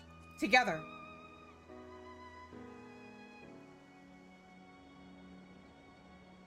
But what can I do?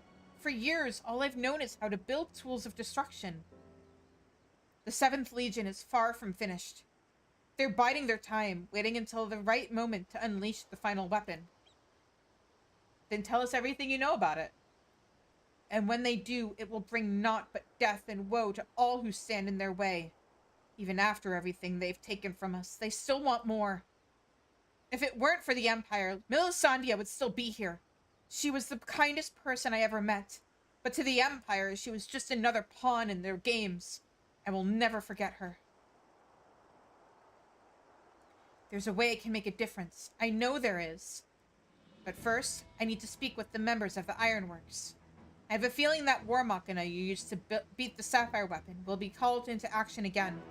Until then, there's still time to make improvements, and I intend to help. I'll still be going ahead with the plan to build a monument, but stopping the Empire must come first. I hope Melisandre and the others can wait a little longer.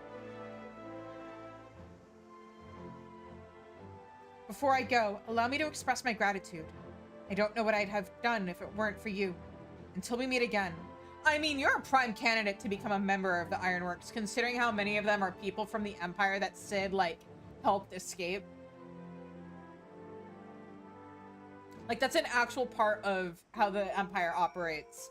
If I remember right, Biggs and Wedge were both, like, Imperial-born, or, like, they were born in the provinces or something, and Cid helped them get out of the Empire. And that's the case with a lot of the people who work for it. I think Jesse might actually be, like... Hang on, let me grab the wiki, or... Let me grab my physical Wikipedia, aka the Encyclopedia Eorzea. Because there's some cool shit about the Ironworks in here, if I can find the right page. For servants, of course, they start with the Scions. Adventurers Guild, refugees.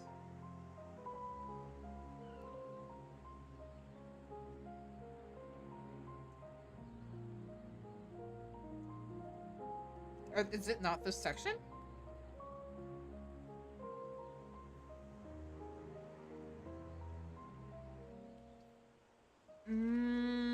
Where is the page? I would have thought it would be here.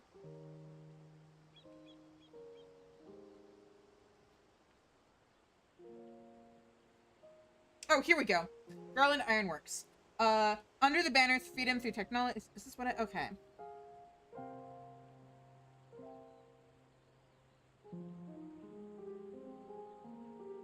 Oh, here we go. History. Cid Garland established the Ironworks in 1562 so that magitech technology might spread throughout Eorzea, lessening the Garlean Empire's dangerous monopoly on the science. With a combination of both Garlean defectors and young Eorzean engineers in its employ, the manufacturers create everything from airships to cerulean-driven trains. There are even scaled models for the younglings of well-to-do houses.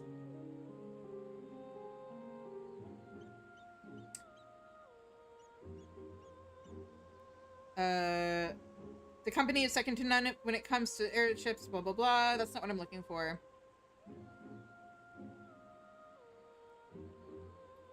Anyway, Jesse's backstory, which I don't think really gets brought up in the game itself. A hero born in the imperial capital Garlemald, Jessie always disliked her parents' patriotism and eventually rebelled. She joined a group dedicated to resisting the Empire, where she met Biggs and Wedge and aided their defection. After making contact with Cid and establishing an arrangement whereby those fleeing Garlemald could find a safe haven in Eorzea, she herself left her homeland for the succor of the South. She has worked for Garland Ironworks since and acted as its leader during Cid's absences. Jessie pays great attention to the company's bottom line as to ensure that the Ironworks survives as sanctuary for others fleeing the Empire's tyrannical grip. The Tricentenarian contributes. Does that mean she's? Oh, it's saying that she's 30. That's a fancy way of saying that. She is in her 30s. Contributes to the Ironworks operations by acting as a peddler of their many and myriad wares, including those small-scale pet models which Biggs crafts in his free time.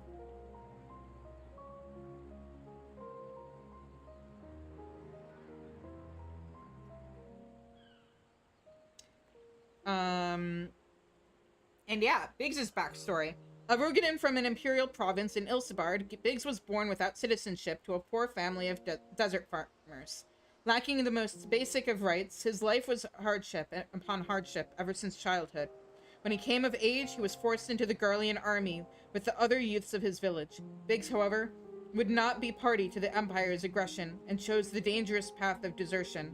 Alongside Wedge, a like-minded fellow met while training, he rigged a set of Magitech armor to malfunction, and the pair made their escape during the confusion.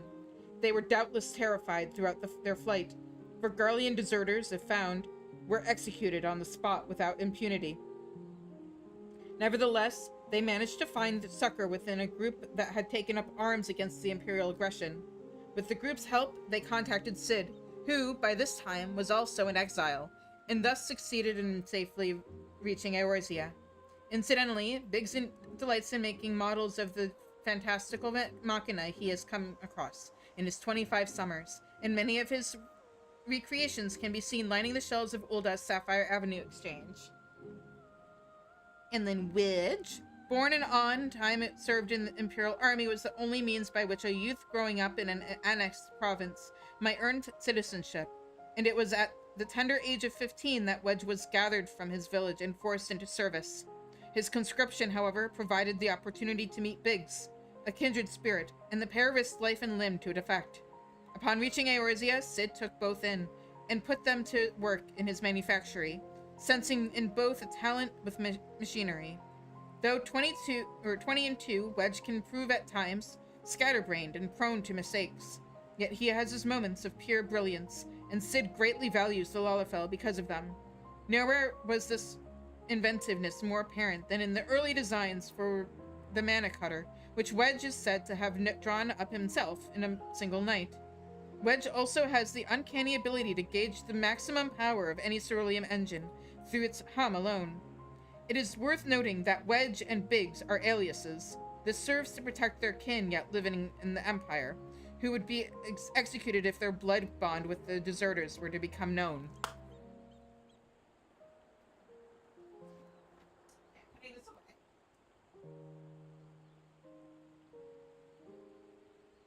You know, it'd be kind of cool if at some point, in a future expansion, we go to the different, like, areas of Ilsebard in the former Imperial provinces, and, Biggs and Wedge were able to reunite with their families, and have that be, like, a little cutscene.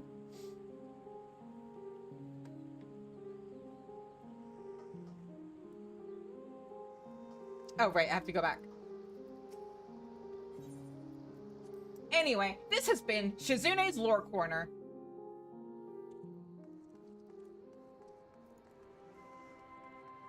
Oh, but the point I was trying to make is that, like, that girl would be a really good fit with the rest of the Ironworks if she wanted to join the Ironworks. Because, like, a lot of them are people who defected from the Empire and have an interest in and talent with engineering. So, how was your time in Turncliffe? And I bet... hydrate... Oh, I have to refill my water bottle. Give me a minute. I see. Fate has dealt her a cruel hand, but now she has a chance to make a fresh start. The same could be said of the whole of Turncliffe. It seems the liberation of that one small town will become a pivotal moment in Wurlit's history. Perhaps it won't be too long before the rest of the region is free from the Empire. I'd give it like a week. Naturally, we'd be honored to fight alongside the people of Wurlit. We won't rest until the Imperials are sent fleeing with their tails between their legs. Until that day arrives, we'll carry on doing our bit to support you and the others in ending the weapon project. I'll be sure to pass on any pertinent information. In the meantime, take care.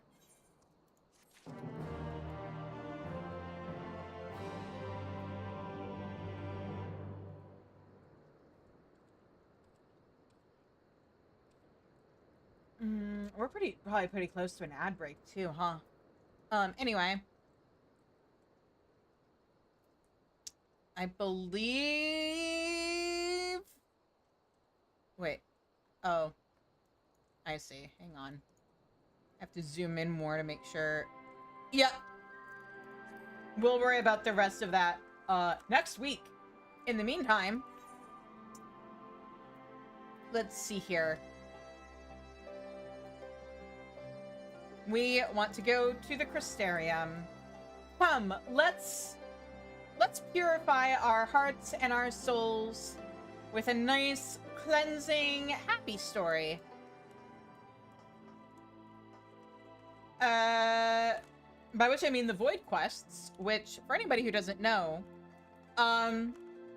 basically, there were the quests that got added, or that were like, your reward for doing all of the role quests. And then the Void Quests got added in 5.4, which are a continuation of that.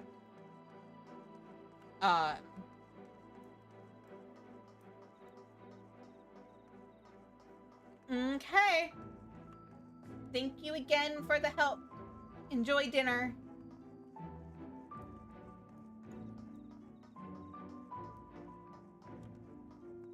That being said, I'm actually gonna do a quick ad break so that way we can do these quests uninterrupted, and so I can refill my water and like actually redeem that posture stretch and hydrate check. Oh shit! It's also 6:30, so I also have to feed my cats and give them their medication. So I'm gonna do an ad break and be back in a little bit.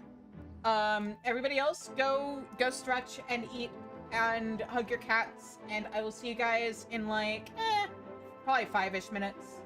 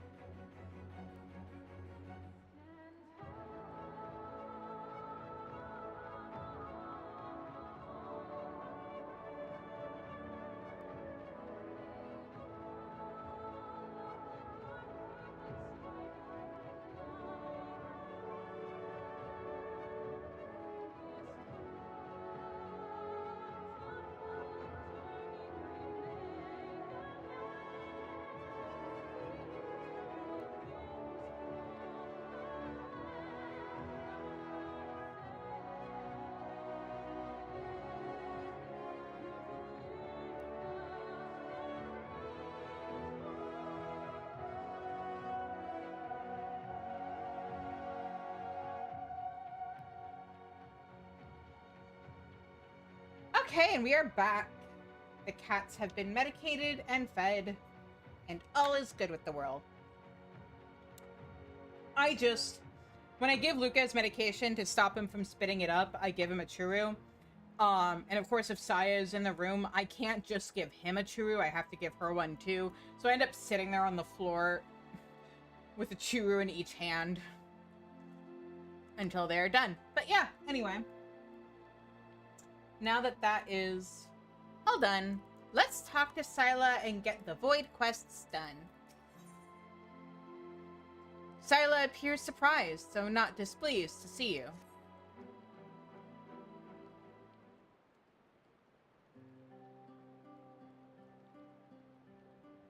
Or, I'm sorry, Scylla. If it isn't Shizune loitering about the stairs just like any old evening. And here I was worried that you'd gone back to your world for good, and I was too late. Of course not. It's just that I've been thinking about the crystals belonging to the Warriors of Light. I hear they ended up with you after you lot defeated the Virtues. I assume you have Ardbert's as well? Oh no, I left that one with Seto. But I do have Ardbert's actual soul. Indeed, that does seem appropriate. His bond with Seto is deep and enduring. As for the others, I had hoped you might be persuaded to leave them in my care. It was only right that they, like Ardbert, should accompany you on your journey to set this world back on its proper course. Yet you now have a home you must return to, while the first is theirs. After all they did to keep it safe, they deserve to be here to see what its future holds.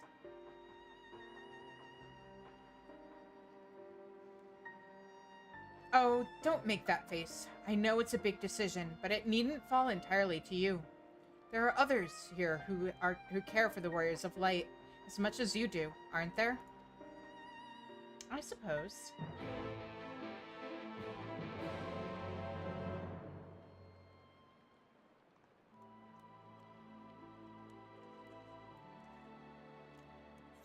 Oh, it's making me talk to them in a particular order. Okay.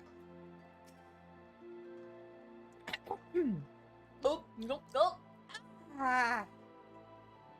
Now that's some damn fine ale. Now, or how many should I order for you? I know you ain't much of a drinker, so 6? 7? How about 0? What? You want help deciding the fate of Lamit's crystal? And the others too? Does this place have any bigger tankards? Well, if you insist, Lurik owes me drinks, plural, so I'll make sure he joins us. Maybe find Granson while I'm at it. You go on and wait with Sarag and Taynor. Order a roundup while I'm out, you hear?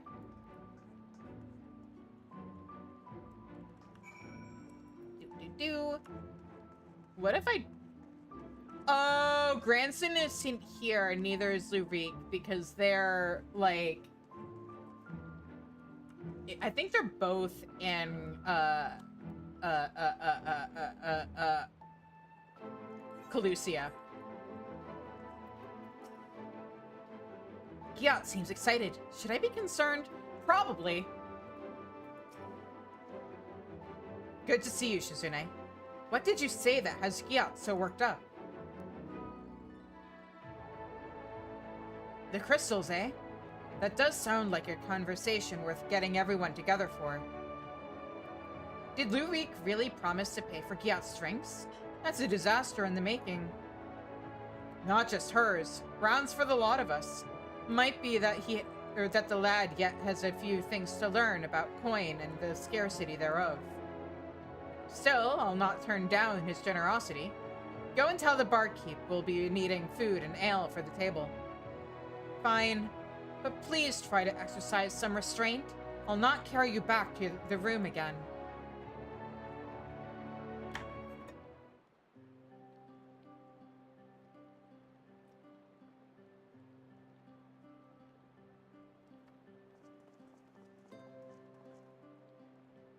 Here we are. How much of a head start did you get? Should I ask him to bring out the cask? I reckon we should hear Shizune out first. Probably while you guys are still sober enough to remember what I have to say.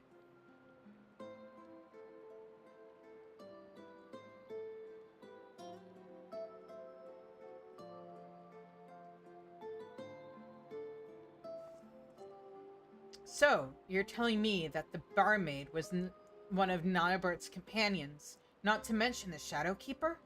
And from a different world? That's laying it on a bit thick. I mean, I'm from a different world. It certainly raises questions. Quite, such as how she retains her youthful visage? Not that. I'm pretty sure it's because she's not entirely alive anymore. I'll put it that way. I had my suspicions about her. The other night I was at the counter, quaffing my ale, having a grand time. And next I realize I'm outside without a gillet to my name. And it ain't the first time. Yeah, I think that's all you. It could only be the power of the shower keeper or the power of your alcoholism.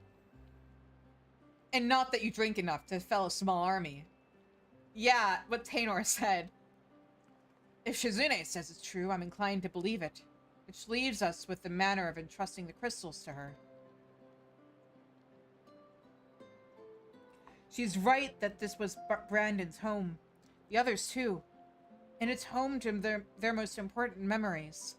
Not all of them good, maybe, but everyone they loved is laid to rest here. I agree.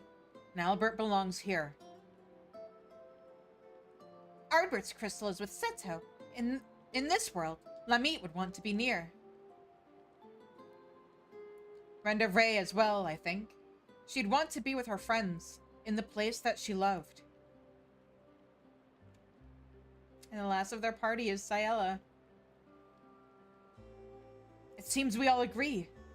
Mm-hmm. A toast, then, to the Warriors of Light! To the Warriors of Light! Drink up! I'm paying, and as bounty hunters, I expect you all to take proper advantage of that. Are you sure? I hate to disappoint, but I'm not much for alcohol. This juice looks nice, though. Hey, is that the juice that they make in, was it Right or Still Tide? That's not... Whoa, hey. Oh, there he goes. Hang on. Saya, Luca, can we not fight? Please?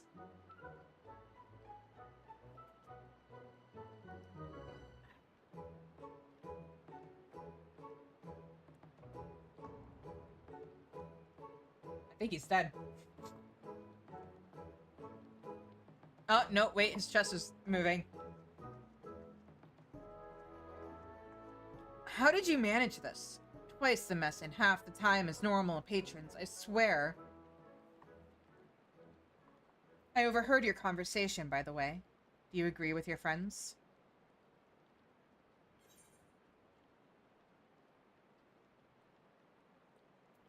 These crystals are yours, Storykeeper.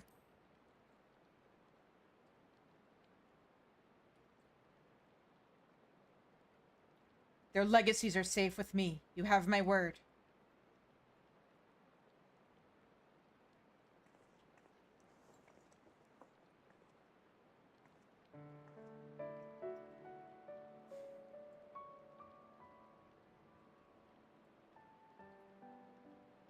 Thank you. Take good care of them. I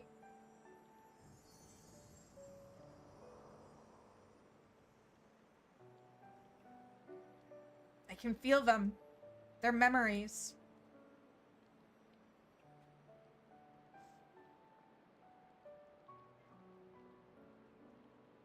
Why? Why, damn it? Because even though you did get manipulated into betraying them, you were still their friend. You're all just like Ardbert. I betrayed you, I manipulated you, and still... You thought of me as a comrade, a friend, until the very end.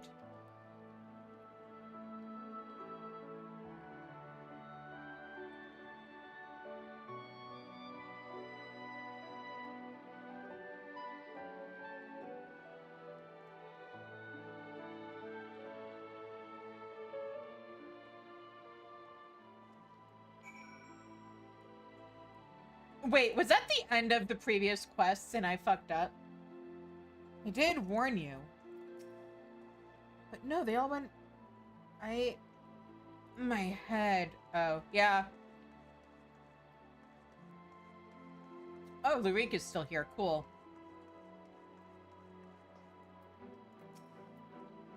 A week's worth of earnings. How is this possible? I tried to warn you. Hador also tried to warn you. This is why I don't drink. Should probably make sure you know what you're drinking before you drink it. How you feeling, Gyat? Can't remember the last time I was so drunk. Or any of the other times, neither, but that ain't important. A successful sousing calls for a celebratory ale.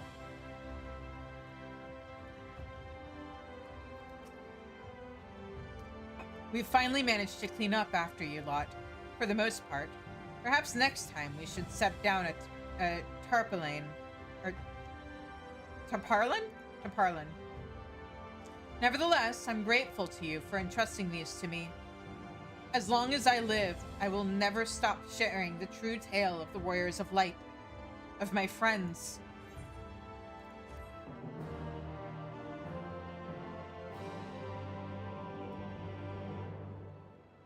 The quest The Hero's Journey will now be made available. In order to accept it, you must have completed the Chronicles of a New Era quest, Talk Around the Clock, Diabolical, yep. Whoops, I guess that was the last quest of the old capstone quests. Not...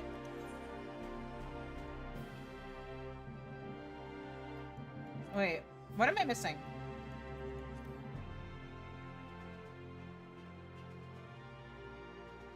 Wait.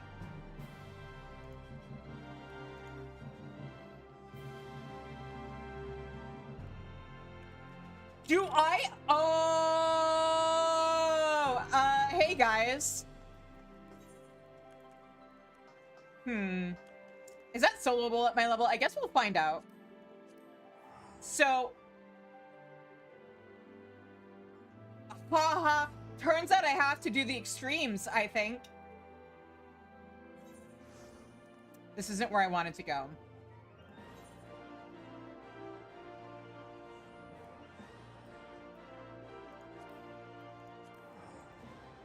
Because, let's just say I need to make sure that a certain NPC doesn't have any quests that he needs to give me for reasons.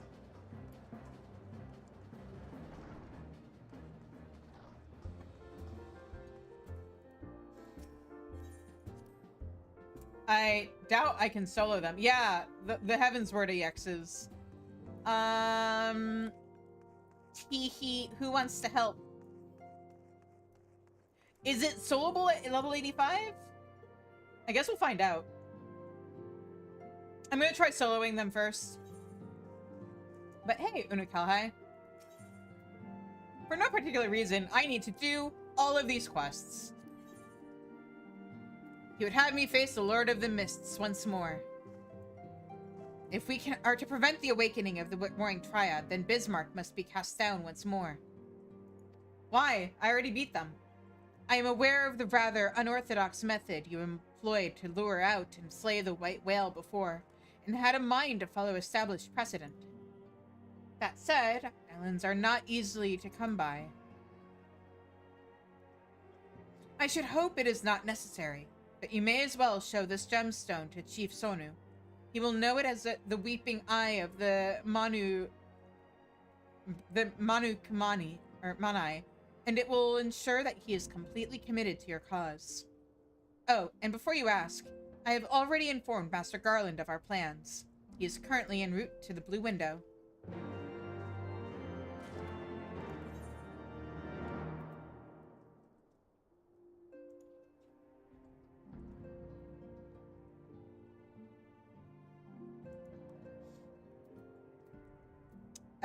Okay.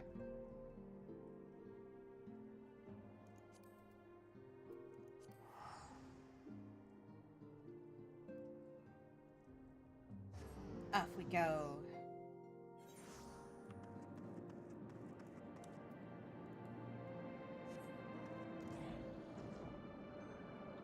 Yeah, haha, I did big oopsie. Alright. Hi, Chief Sanu, long time no see.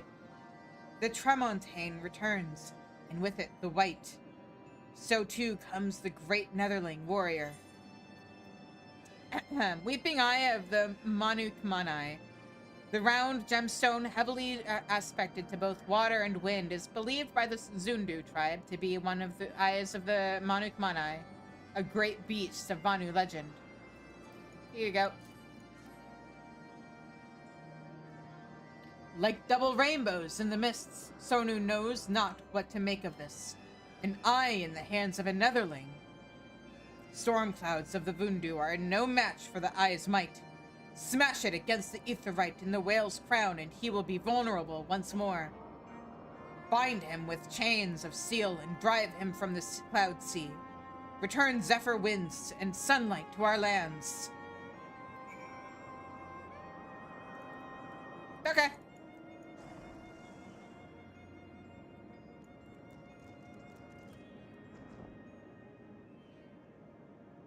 Now we go talk to Sid. I forgot that these extreme, like, because later expansions, the extremes are just talk to the wandering minstrel, he writes some fan fiction about us, and then the fight is unlocked. I forgot that some of these are like actual proper quests.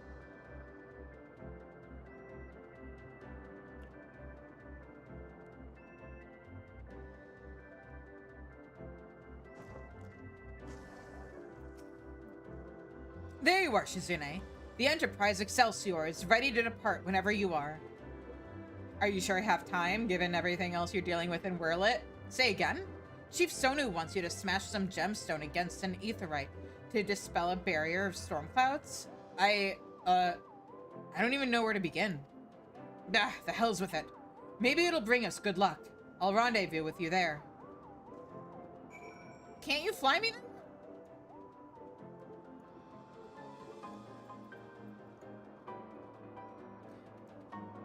Yeah, can't you fly me there? Please, Sid? You know what? You could just lie around and say you did it. What? Fine, we'll do it the hard way.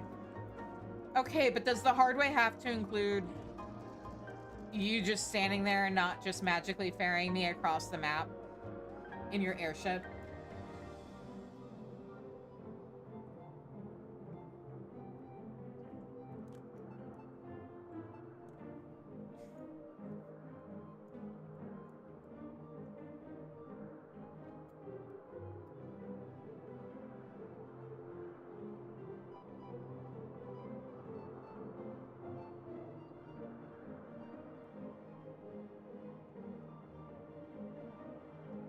I mean, I like flying and like, I do like the music here. It's nostalgic. But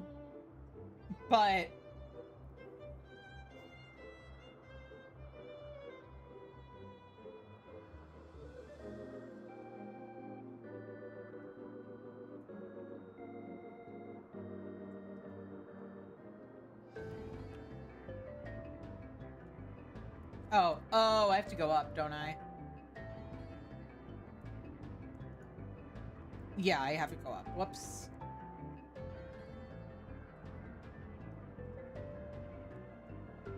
Oh, I have to go here. Right. Okay.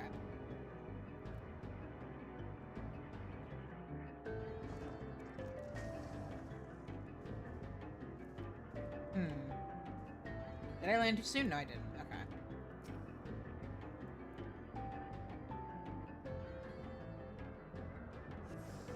After a pause, you smash the gemstone against the Aetheryte. Nothing much happens. Out of habit, you attune to the Aetheryte, and once more, nothing much happens. Okay.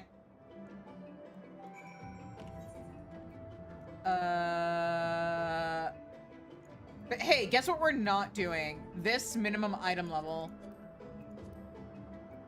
I don't hate myself that much, and you guys Would have to pay for that.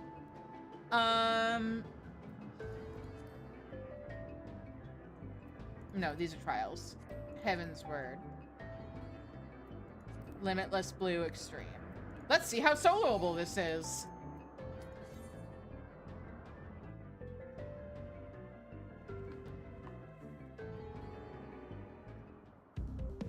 I am 25 levels above where I should be for this fight.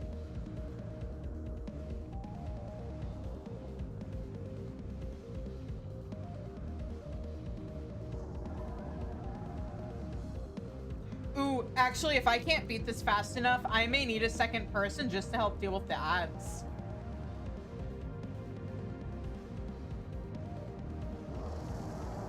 Because they get buffed once they tether to each other. Unless I can, like, one-shot them. I guess we'll find out.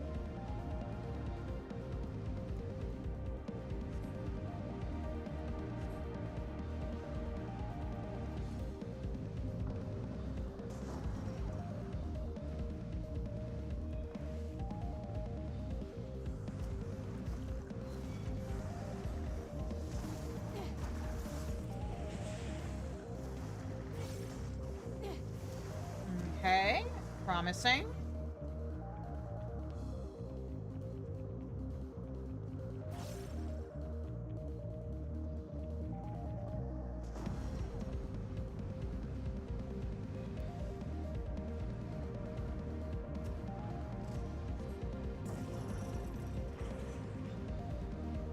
That's one dragon killer, 2 dragon killers.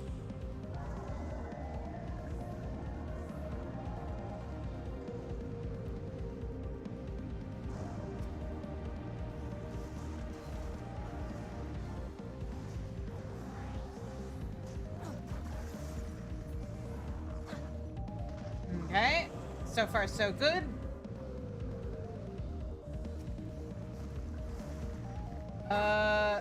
Okay, this could be where I run into problems, potentially. Don't tether, don't tether, don't tether, don't tether. Nope. Okay, cool. Did not actually end up being an issue.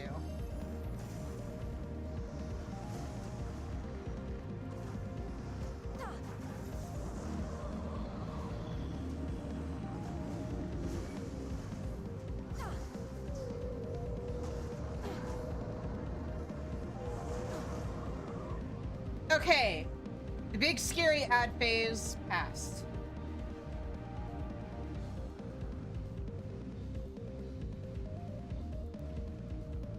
Now what?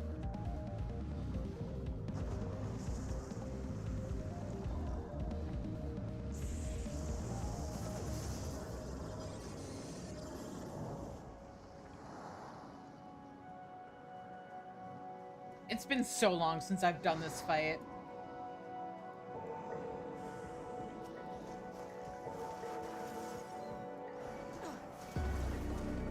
And I've never tried soloing it, so haha.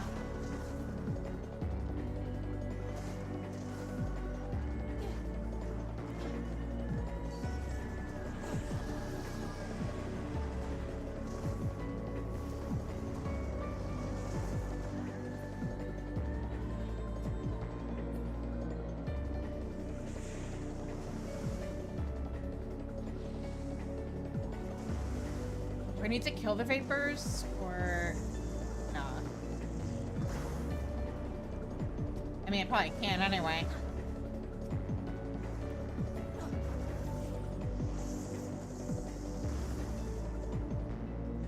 Got tickled.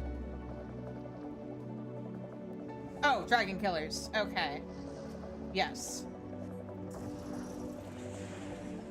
I run, run, run. No! Give it back! Ah, okay.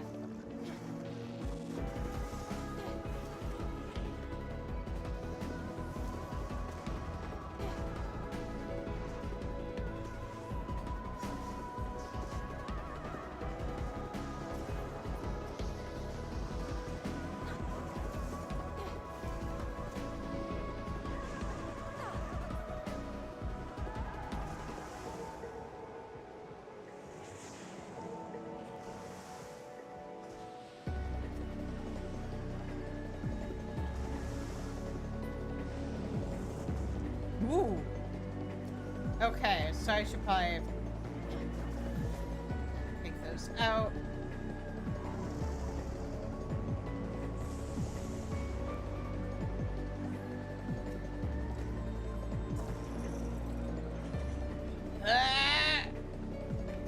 No! Ha! Not this time.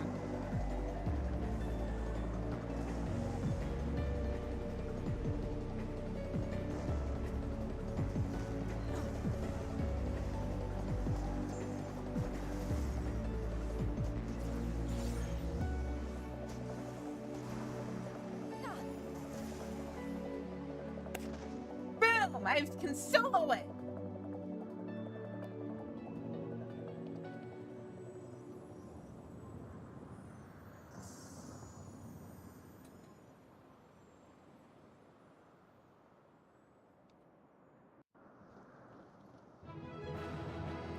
And it only took me 5 minutes.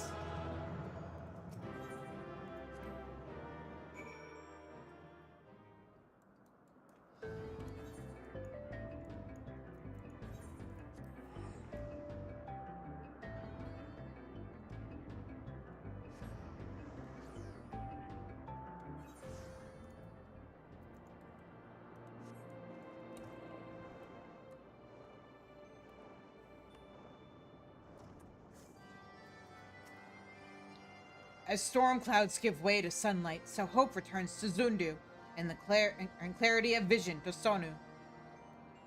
Sonu sees Netherling for who she truly is. Netherling is bearer foretold. Once, long ago, in the midst of a great battle, with a tribe from the Nethers, a horrid, wicked demon comes to feast on the bodies of the fallen. Manuk Manai, we name him. Manuk Manai, we decry him. For generations he hunts the Vanu Vanu, but this day we say no more. Greatest of our heroes climbs atop the beast's back, and with blades black as midnight she rips his eyes from his head and casts them into the cloud sea. In our great need, eyes return to the Vanu. Look to their bearer for salvation. So she declares, so it comes to pass. And now, Netherling's deeds that we remember forevermore.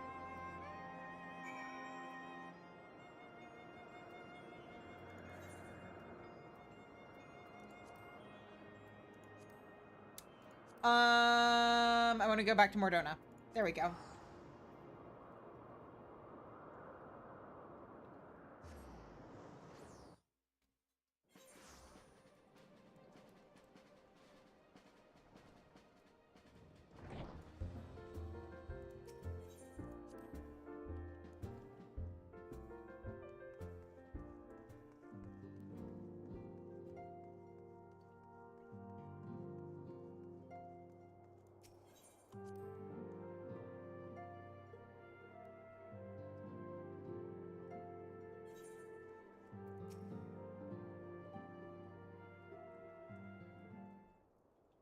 You needn't say a word. The etheric readings left no doubt. The Lord of the Mists is no more. For the time being, at least. After all, such beings have a rather troublesome tendency to return. Let us turn our attention to the Lord of the Hive, who in quiet meditation awaits your coming.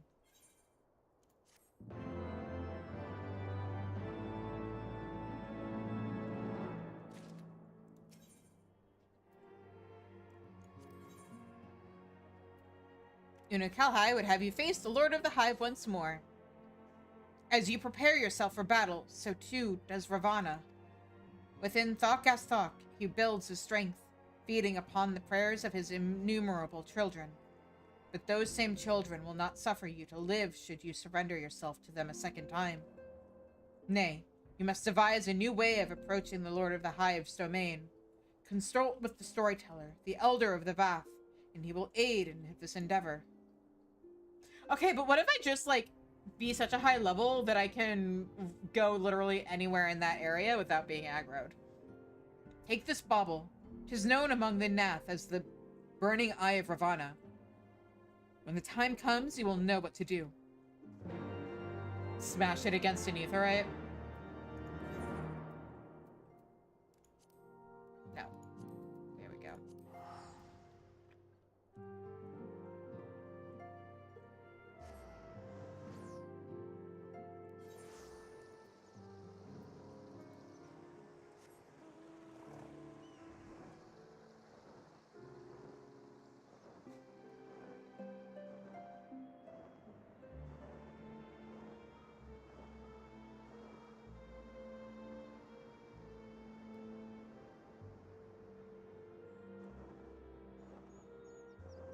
Okay. Let's go fight Ravana na na na.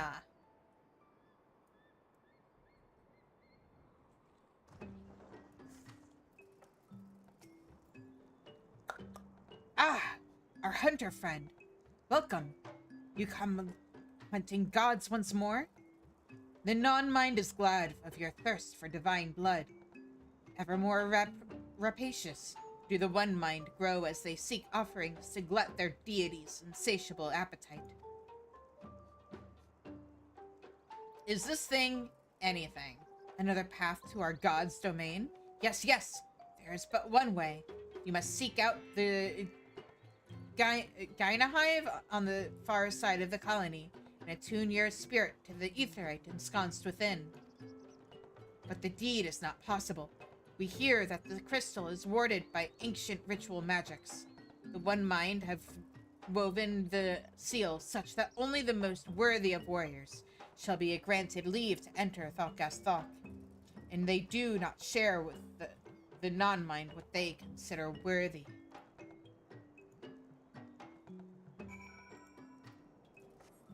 I'm sure it'll be fine. What could go wrong?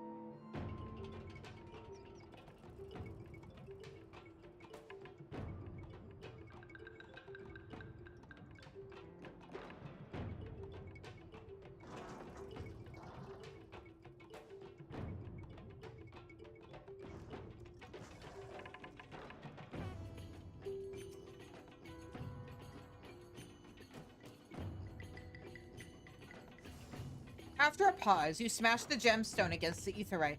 Nothing much happens. Out of habit, you attune to the etherite. And once more, nothing much happens. Well, let's see if we can go squash a bug.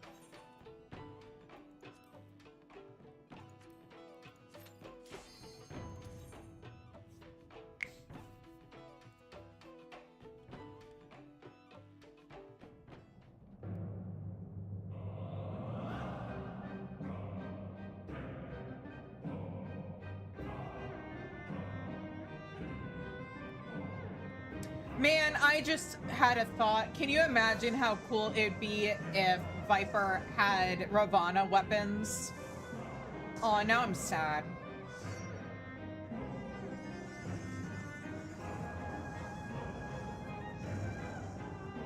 Ravana Viper weapons would be fucking cool.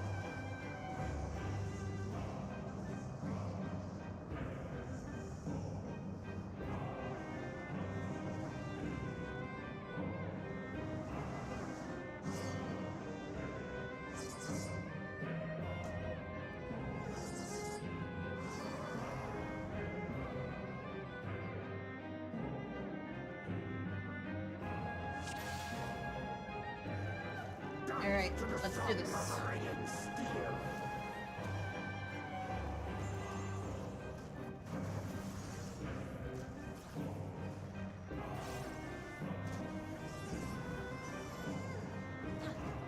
Oh, right. Okay.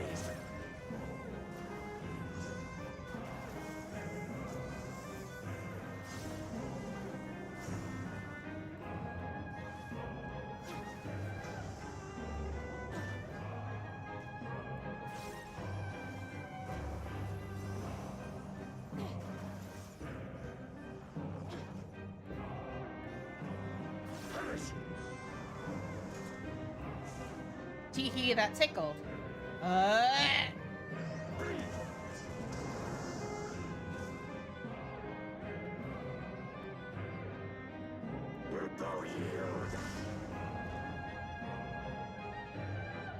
Can you please let me hit you? Thank you.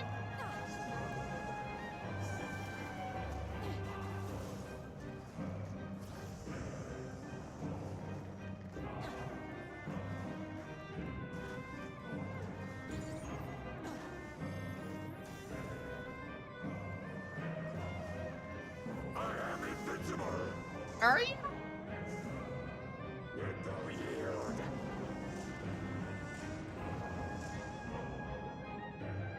Oh. Right. Dashes. We're good. We got this.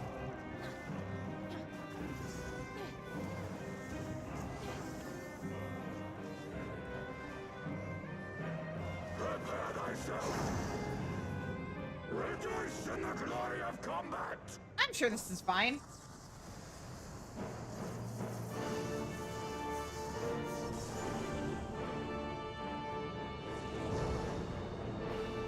Unyielding of the earth.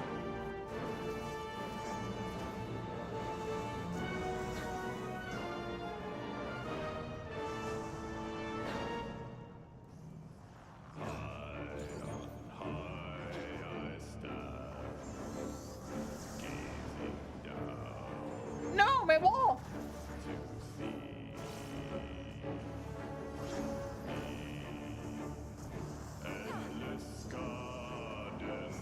Thou hast bested me. Aww. But the cool song. Secretly, that's the real reason why I do things Does mine the sacred rite of combat proclaim the victor.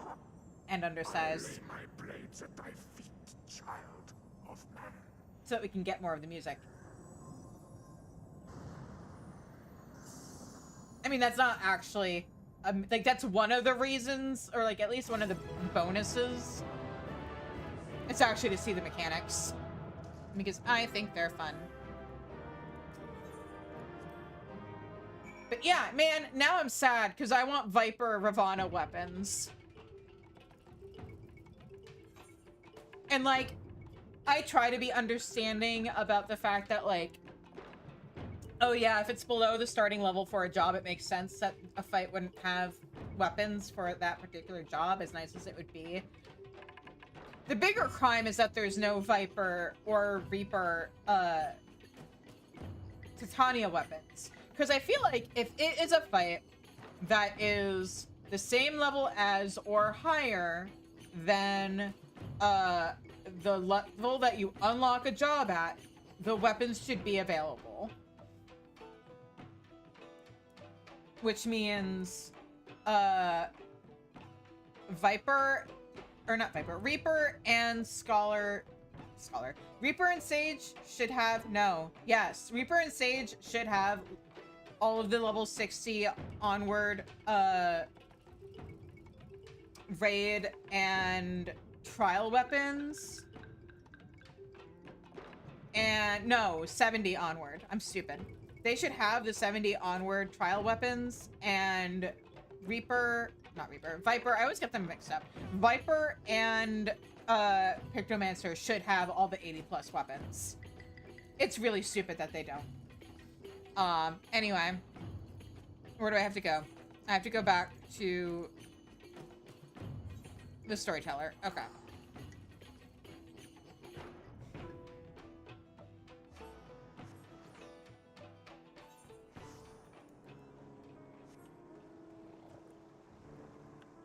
Like, I really want Moogle and Ravana Viper weapons, but I'm willing to be understanding about why we don't have them. The fact that they don't have Titania weapons is a bit harder for me to forgive. Same thing for Reaper. It would have been... They really should have had weapons from, like, Titania and the rest of the Shadowbringers trials and raids. Oh, you're not who I wanted to talk to. You are. Once more, you have slain our ravening god. Your tribe must think you a great hunter indeed. Even the One Mind must begin to appreciate the folly of their wasteful summonings. But tell us, Great Hunter, how were you able to pass the seal? Did it simply melt away at the approach of your indomitable presence? I smashed a crystal against a rock. A gemstone of fire and earth?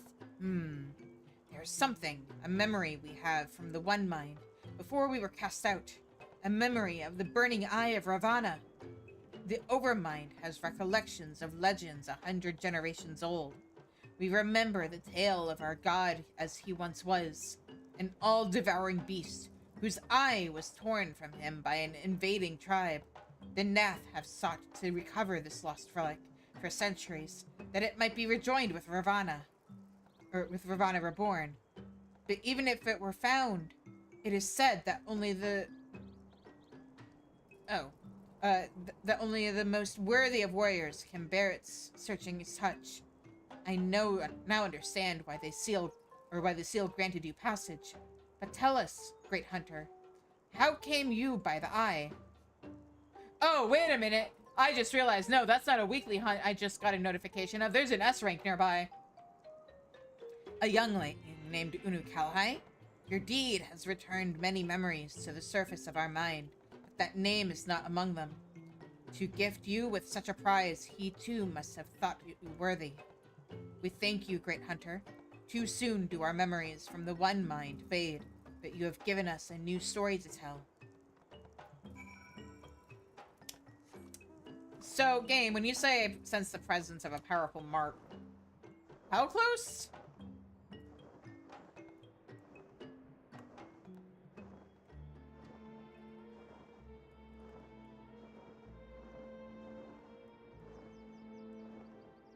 I just want to lay eyes on it, and... Oh, I'm not gonna actually fight it. I just... Does that pop up if you're, like, anywhere on the map? It's not like with A ranks. Not A ranks. Yeah, no, B... It's not like with B ranks where it only does it if you're, like, really close by. Oh, okay. Well, if anybody on Fairy is watching, S rank in... Yeah, okay, people are shouting it. The relay's up. South of Annex Shrine? Gotcha, gotcha. But I'm gonna continue with this story because I want to do the Void Quests and Ishgard Restoration before I wrap up. And I don't want the stream to go too late. I have to balance maintaining my bedtime as much as I possibly can with the fact that I want to be done with Shadowbringers by next Thursday. And I think we can do it. I have faith in us. But it does mean staying on track.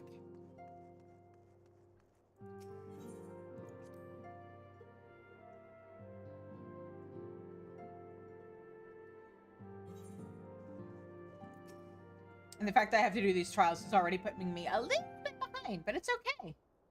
And thus is the Lord of the Hive's essence returned unto the land. And thus has the essence of Ravana rejoined that of the Lord of the Mists in its return unto the land. You have my gratitude, Warrior of Light. Without your valiant efforts, these primal terrors would have invited devastation on a cataclysmic scale. For unlike others of their ilk, Bismarck and Ravana both harbor the desire and the power to reach Az's law. It is with dreadful certainty that I sense their intent to feed on the strength of the warring triad, and thereby amplify their own power by an order of magnitude. But what wisdom do I claim, by what wisdom do I claim such certainty? I am gifted with, how shall I put this? An intimate knowledge of the primal mind. You have the echo, we know. You are curious, I am sure, but you need not understand the nature of a power to use it, do you? It is much the same with the echo, I imagine. Because it probably is. Ah, the realm of Eorzea. Ever has it been a land embraced by gods? For weal or for woe, I should wonder. For the time being, I shall remain here in the Rising Stones, and assist Arianje with his research into the icons. If you should require aught further of me, simply ask.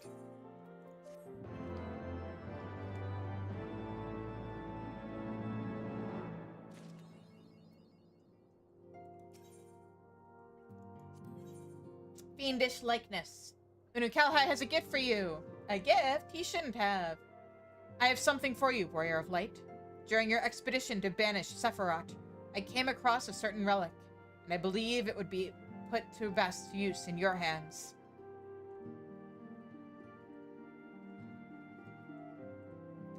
As an elegant device of, it is an elegant device of the kind used to store information. In this case, the record of the furious conflict that took place on the shores of Mericidia between the Icon Sephiroth and the forces of Alig. Should you present this tombstone to the verification node outside Triad control, the node systems will analyze the various aspects of the conflict and create for you a false icon against which you can train. Consider it a sort of mock battle that presumes a Sephiroth who has broken free of his shackles. If I understand its workings correctly, the node should also be capable of manifesting a far stronger incarnation of the icon. This would mimic the catastrophic consequences were Sephiroth ever to absorb an additional source of energy. Say, by defeating another member of the Warring Triad. A compelling challenge for a warrior of your ability, yes? You need not possess Mistress Kryle's knowledge of elegant technology to begin this particular battle. Simply present the tombstone to the node on the flagship, and then allow the orb's follow the orb's instructions. I hope the experience brings you valuable insight, Warrior of Light.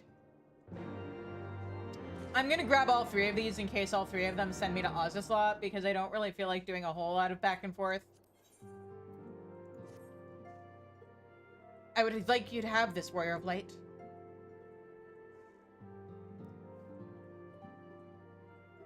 It is an elegant tombstone similar to the one we recovered after your victory over Sephiroth. The records contained within described the goddess at the height of her power, and will enable Ozislaw's reality augmentation technologies to generate an idealized simulacrum of Sophia, against whom to test your skills. From what I have been able to determine, this formed part of a greater trial intended to test Alig's elite warriors. Quite how it will compare to the challenge presented by the Fiend's tombstone, I cannot say. I suppose there is only one way to be certain. Visit the verification node on the Ozislaw and witness firsthand what awaited the champions of Eld.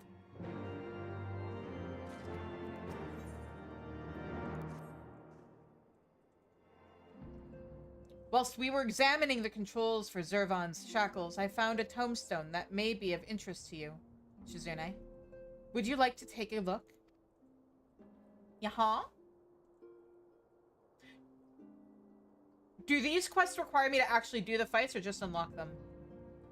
The information contained within this device appears to have been used to generate a simulated battle of grueling difficulty.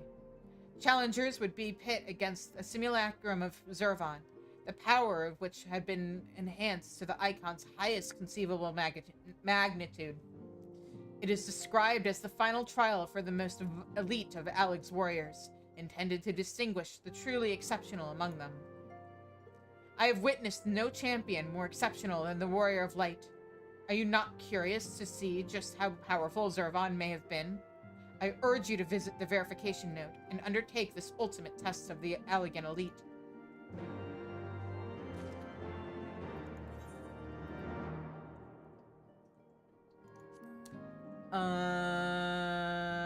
Ozislaw is there.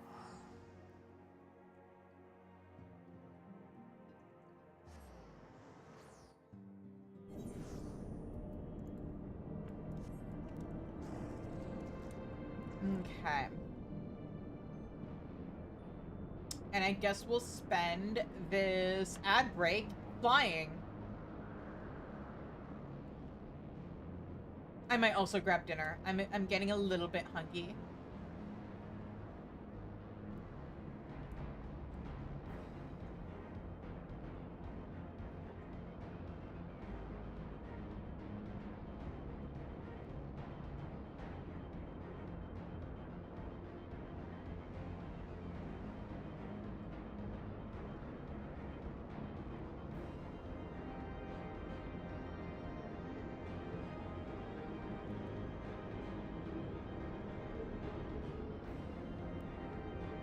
Okay.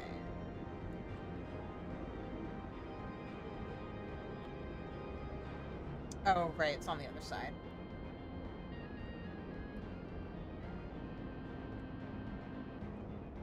Oh, am I too far up? Oh, I'm too far up. Okay, hang on. We want to be... No? What? Oh, here? No. Oh, right, there's a ramp down, isn't there, once I find the door?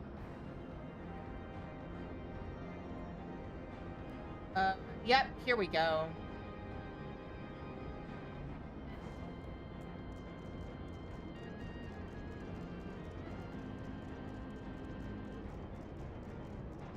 Alright, and now that ads are happening, I'm gonna go and grab some food. Everybody else do the same. Get some stretchies in.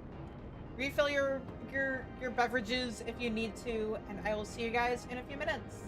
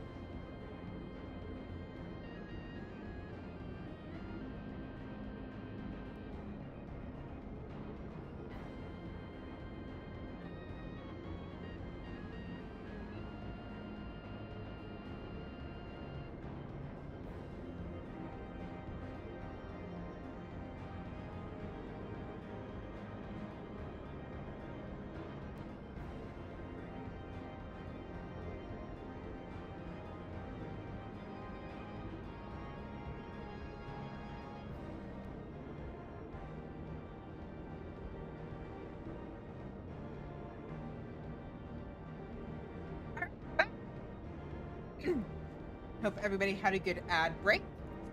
Now, let's talk to this verification node. Blip! Activating verification systems. Combat simulation request acknowledged.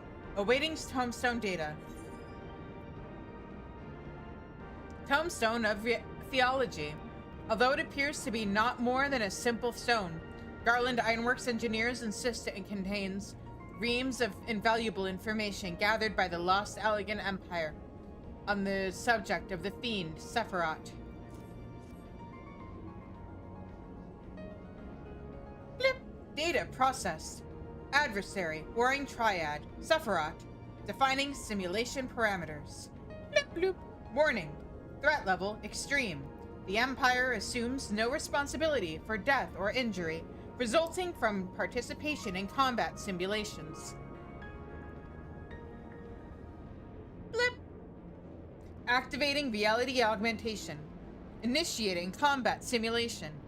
The Empire thanks you for volunteering to participate in this study. Post-mortem data will be used to improve the survival rates of subsequent participants. Gee, thanks. Your sacrifice is appreciated. Unukalhai? Do we need to talk?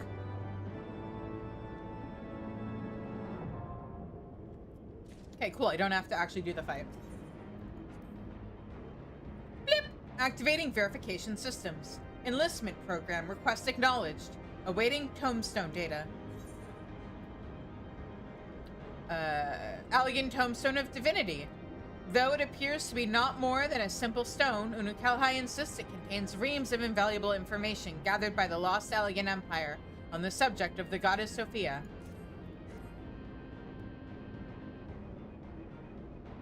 Blip! Data processed. Adversary, warring triad, Sophia. Threat level, extreme. Successful applicants will progress to elite squad induction. Families of unsuccessful applicants will receive twice standard death benefits. Before initiating this program, elite squad applicants must agree to extensive physical motive. Bloop! Crackle. Data corrupted. Unable to verify input. Applicant agreement accepted. Huh? Blip. Activating reality augmentation. Initiating enlistment program. The Empire thanks you for your service. Post-mortem data will be used to improve the survival rates of subsequent applicants. Your sacrifice is appreciated.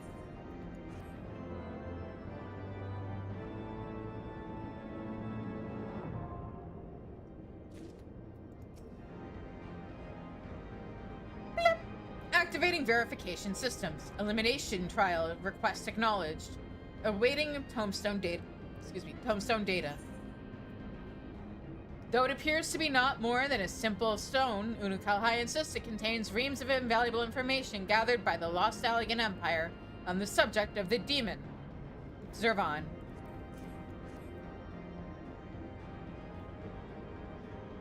Blip! Data processed. Adversary, warring triad, Zervan. Threat level, extreme. This is the final qualifying test for surviving elite squad enlistees. Participation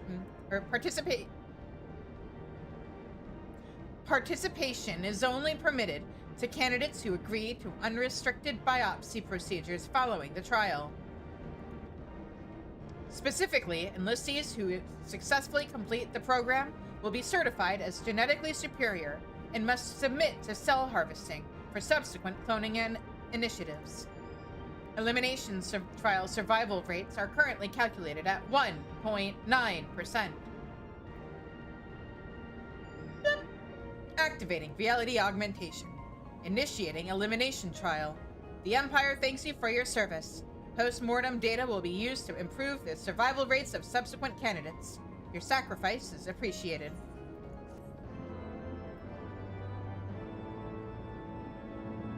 What exactly does this imply about my main?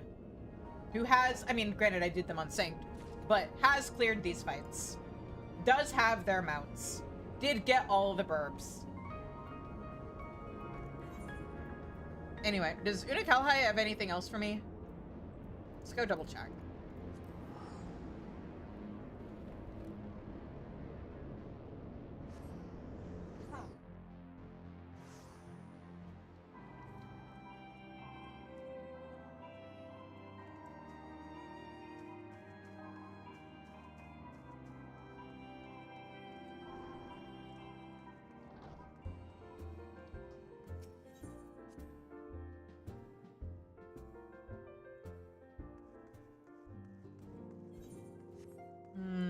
let's see here.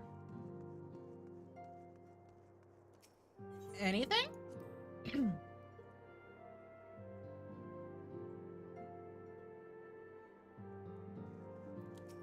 No. Okay. In that case, let's head back to the Crystarium and do what we originally set out to do.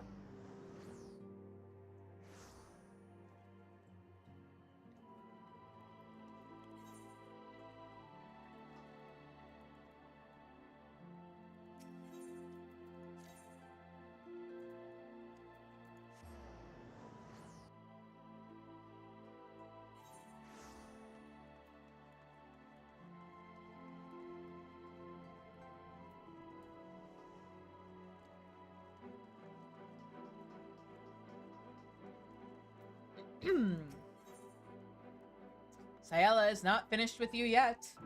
Oh dear. Seeing the lot of you together like that, it reminds me of the old days. Ardbert and the rest, drinking and bickering and laughing, drove each other half mad at times, but there was never any question of who'd be there when the times got tough. Can't help but wonder, can I? If I'd had companions like that back home, could it have been saved? I'm not the only one who tried, though each of us stood alone. There was Unukalhai. We've met. He was working with Elidibus at the time. Yes, he too was one would-be savior of the 13th, and was spared his fated demise by the Ascian devices. We spoke once, after the destruction of our world. If the others could be saved, we thought, we yet had parts to play. What he's up to now that Elidibus is gone, though, I have no idea. Has he found himself a new role, as I have? Or does he feel as adrift as we were back then? If you encounter him in the Source, I ask that you help him find a way forward, just as you have helped all of us here.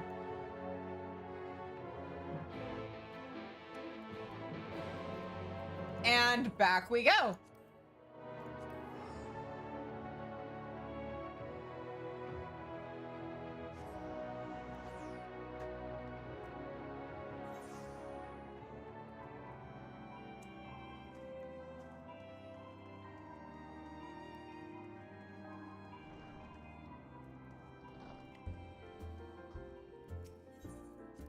If my model looks like it's wiggling weird, it's because I'm taking chomps of food every time I teleport and actually have time.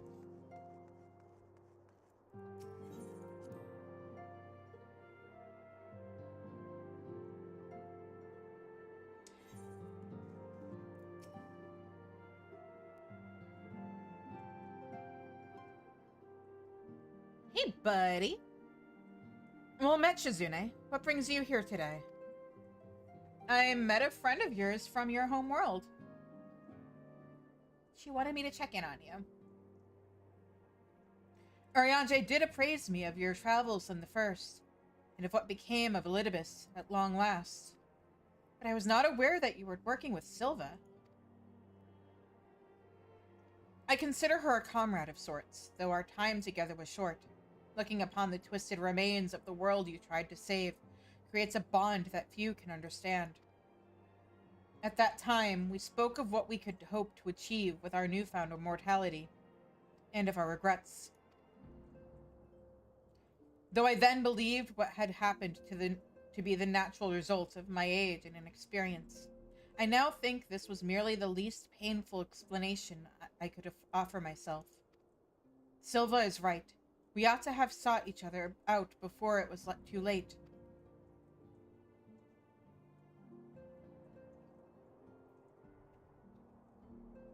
I would not make the same mistake again. With the Warring Triad gone, I am indeed in need of new purpose, but to seek it alone is folly. I would like to speak with Silva, assuming such a thing is possible. As I mentioned, she understands how I feel more than any other.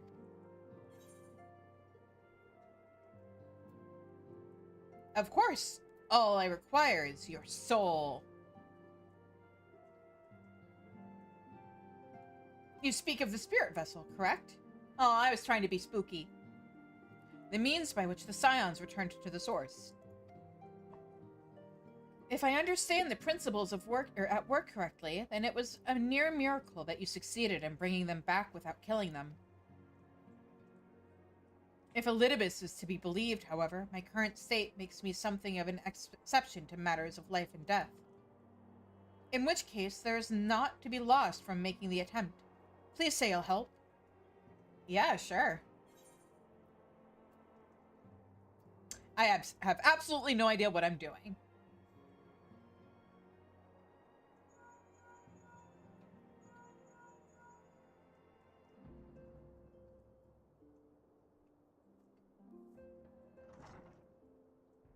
Is it going to be Kryle or is it going to be my boy?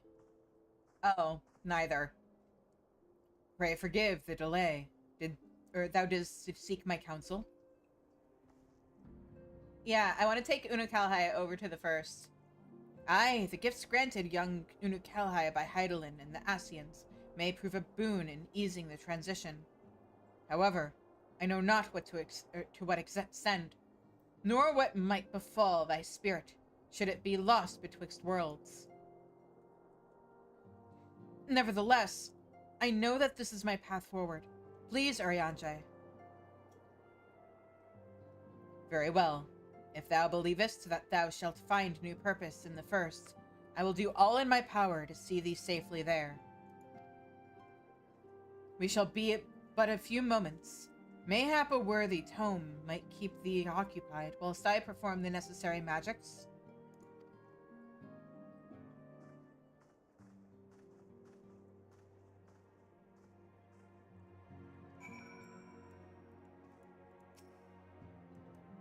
Do I look like someone who reads? Above game, I am. But, shh. Does this character look like someone who reads?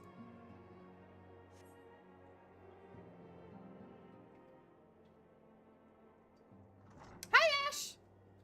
You're just in time for me to pick up this quest because I oopsied.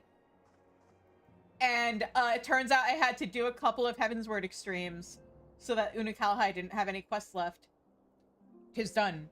Pray guard his vessel well. Because we're now taking him to the first so that he can be besties with Silva, Ciela, whatever you want to call her. Unukalhai is as I and the other scions were on the first. A soul with form, yet no true body. Thus, 'twas a simple matter to transfer him to the vessel using the self-same process as before. To withdraw his essence once across the rift ought to prove similarly straightforward. However, I fear that such an existence cannot sustain itself indefinitely. Look to the Asians' example. Their persistent use of flesh and blood vessels surely hath cause. Be it danger akin to that which would have befallen us had we not returned to the source, I know not. But the time may come when the boy requireth a fully corporeal form. Should this come to pass, I trust that thou shalt come to his aid. For the moment, however, thou needest only convey the spirit vessel to Beklug. Farewell, both of thee.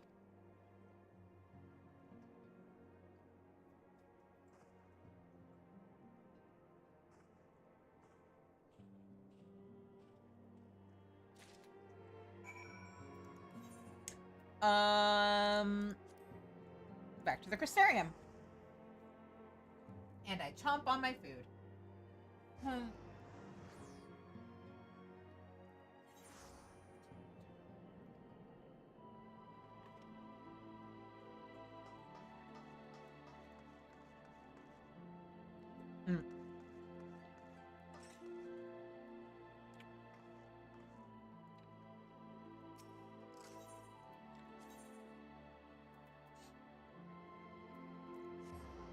Hang on. My mom made chicken salad, which I'm eating in a sandwich. The thing is, the chicken salad recipe that my mom likes to make calls for grapes. But we didn't have grapes. we had blueberries. So my mom put blueberries in it instead. And I'm not entirely sure it works as well. Because, like, the grapes work because it kind of... The chicken salad itself is kind of salty. And so the sweetness of the grapes kind of balances that out and adds a little nice little pop to it. Thing is, blueberries are more sour than sweet. And so I don't think it quite works. Also, let me tell you guys, biting into a blueberry thinking that it's a red grape is not a recommended experience. Biting into something expecting sweet, and especially getting like a really sour blueberry. Yeah.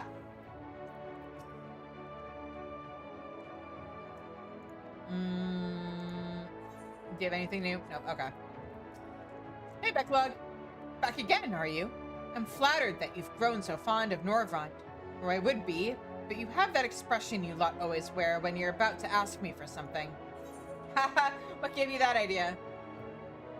Unukalhai's Spirit Vessel. Best not tell anyone else about this, lest you suddenly find yourself everyone's first choice in interworld ferry services. I mean, I could probably make a lot of money off of that. Can you imagine? You did what? After all of the perils your friends faced, and the labors we undertook to return them to your world, you've brought another soul across the rift? Have you no common sense? I mean, to be fair, this one is like... I know he looks young, but he's super old, so if he didn't survive, it would probably just have been his time.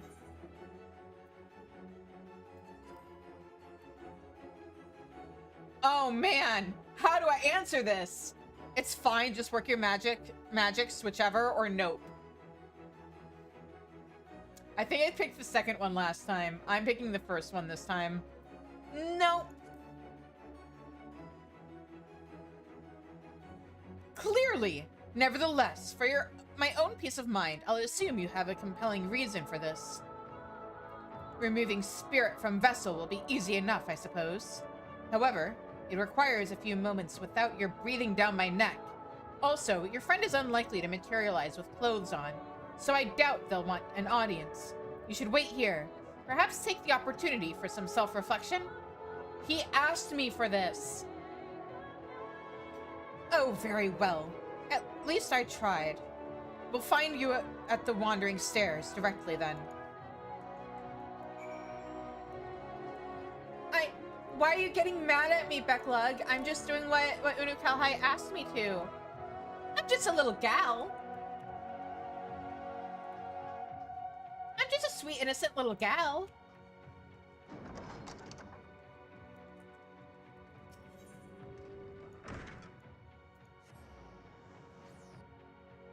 Like, look at this face. Look at both of my faces, side by side. These are both faces of innocence and nobility.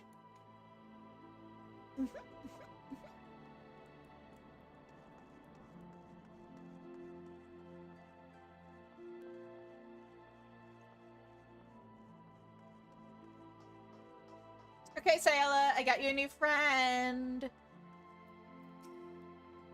You want me to speak with someone? Very well. You've done the same at my request often enough.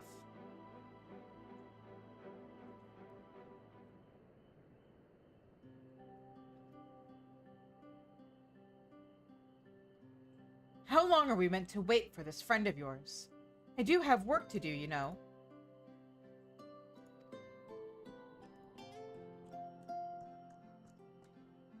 Ah, there you are. Pardon the delay. It took some time to acquire robes of an appropriate size. Is this them? Not exactly.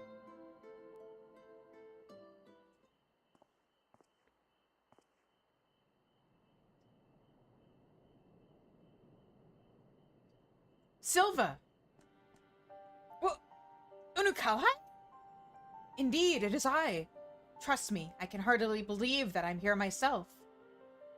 I should think so. When I sent Shizune to ask after you, it never occurred to me that you might be able to cross the rift without Asian aid. No mysterious mask?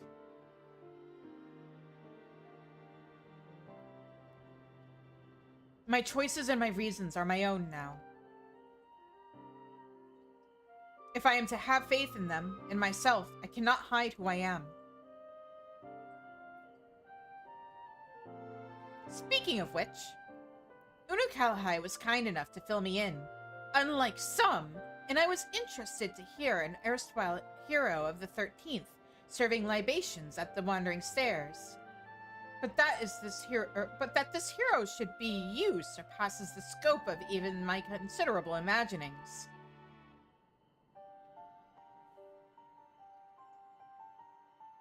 Was that you at Grinnis Licht? So long ago? Not so long to me, or you, mayhap. Though I had thought I might at least put those days behind me, or at last put those days behind me.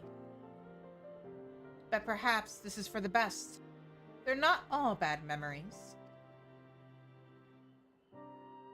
They never are. I should very much like to hear your story, should you be willing to share it. Our world, like this one, had its share of would-be heroes, myself and Unukalahai among them.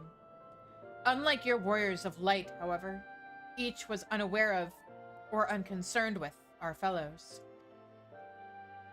But to fight alone is to fall alone, and the insidious ether of the Arasite used to seal primals corrupted once noble souls, and turned them, one by one, to darkness.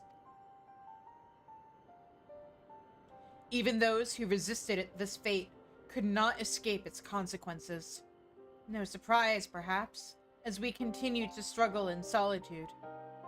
We were spared by Asian machinations, but only as our world met its death. But what if that death could be undone?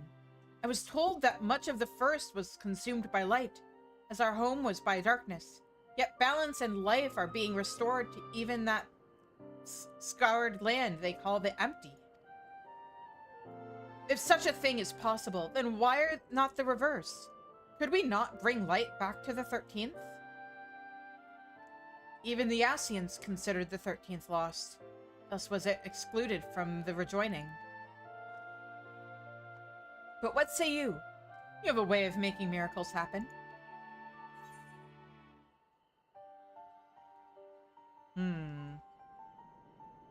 Anything is possible.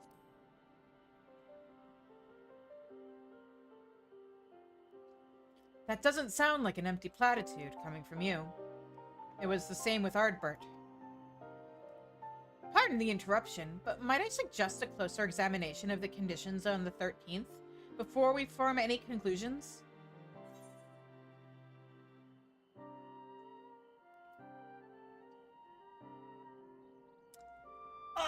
That second option! We could use the Crystal Tower to open a Void Gate, couldn't we? Please? I don't think I picked that one last time.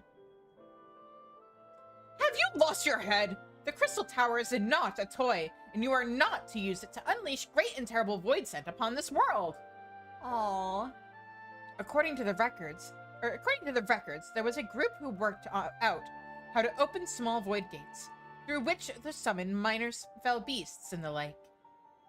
Magics of that nature should work, though I am unsure if any with knowledge of the original technique yet live.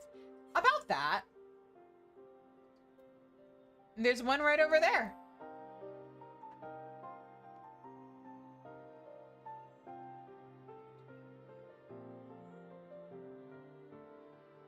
How fortunate! Let us inquire with this Tainor immediately. Yes, you do that.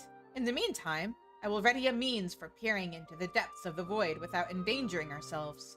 Use these to contact me when you're prepared to open the gate.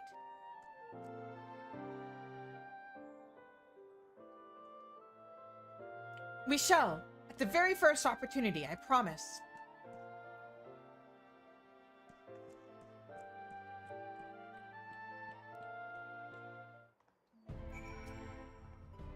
He really hasn't aged a day.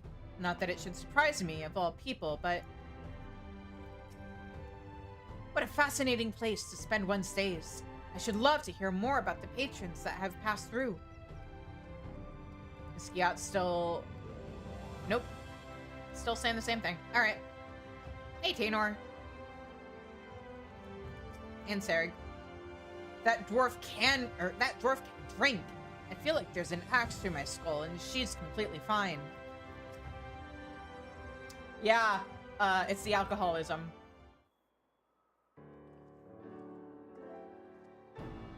It's always a pleasure, Shizune. Aye, but who's your friend? I don't believe we've met. We have not, as I'm not from this world. The situation is rather complicated, but I hope that you might be willing to assist me.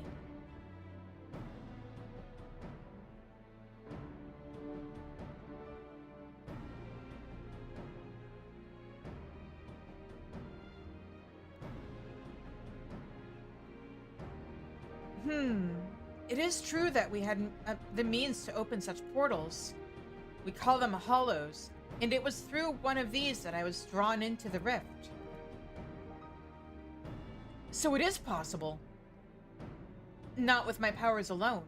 I understand the greatness of your need, and were Nilbert's still at my side, I should be glad to make the attempt, but the technique required the combined force of our energies in resonance. If one person's magics are insufficient, perhaps I could assist. From what I can sense, our ethereal reserves are roughly equivalent, and our physical similarities suggest that our energies are not incompatible. I fear you underestimate the difficulty of the task.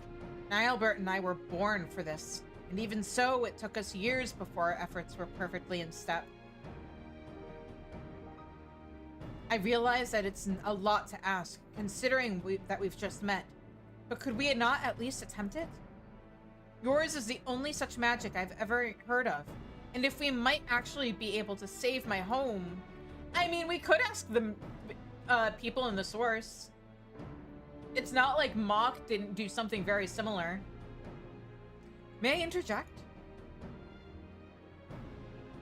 You will recall that the crystals in my possession preserve the memories of the former Warriors of Light, including Nilbert's in ethereal form. And Unukalhai here has a particular talent for interpreting the minds and motives of ethereal beings, the primals. If I could apply the same principles to interpret Nilbert's crystal, an experiment worth trying at the least, I'll fetch it.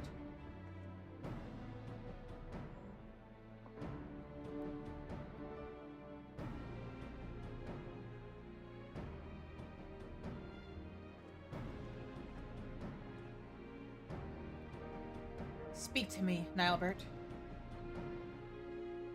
Do his memories of training with Taynor remain? They do. Such strong sentiment with them.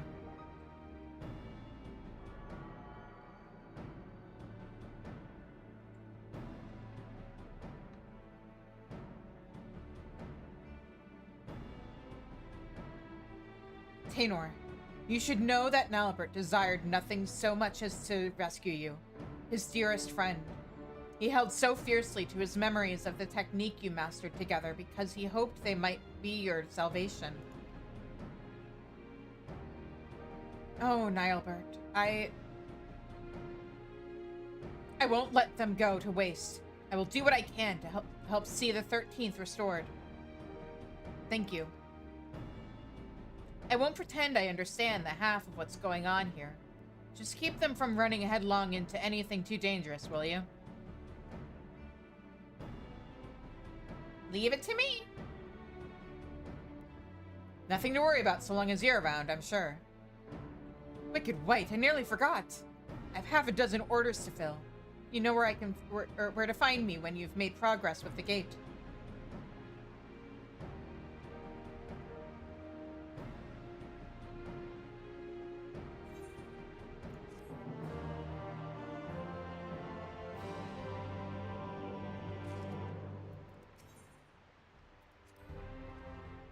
Oh, still same thing. Okay.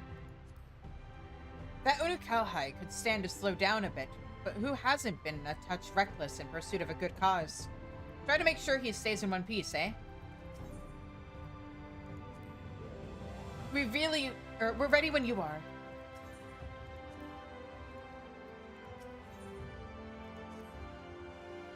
If you have no objection, Tainor, I would like to practice creating hollows as soon as possible. Of course, but not within the Crystarium. If we succeed in opening even the smallest window into that realm, it is likely that fell creatures will emerge. Follow me.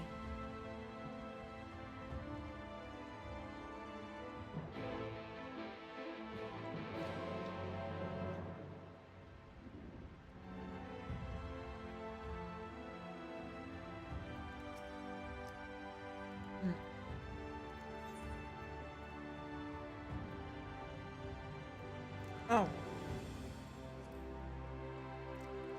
Silly me, I thought we were going to be going to a meringue. Fair enough.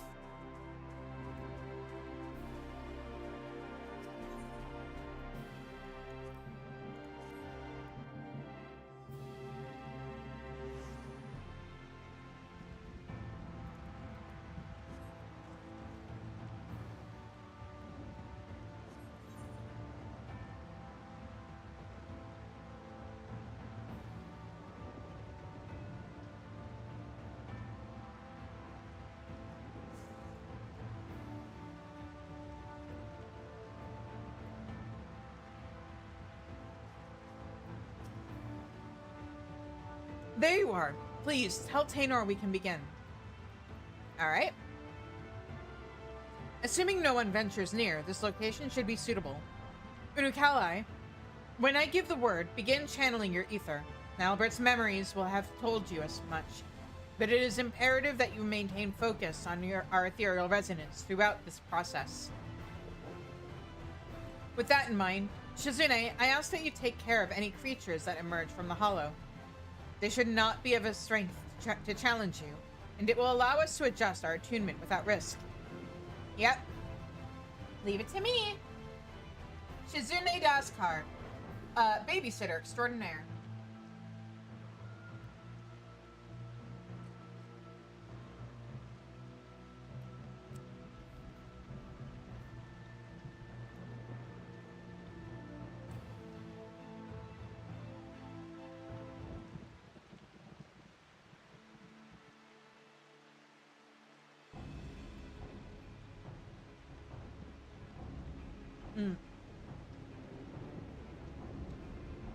I bit into food too soon. Hang on. Come on. Flow where I tell you to. Let me attempt to match your focus.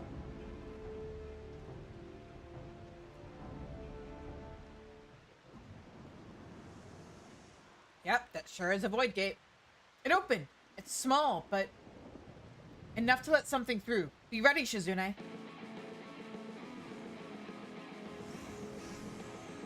Oh, right. Shadowbringer's combat music that you guys haven't gotten to hear because I keep battle music off because there were some incidents when I was working my way through Shadowbringer's MSQ where I was in a party with friends and just like working my way through MSQ in Raktika, and they kept pulling shit and like fighting random field mobs. I mean, I'm sure they were doing quests or something. But so I would just like randomly start hearing the combat music when I wasn't in combat. And it was a little distracting.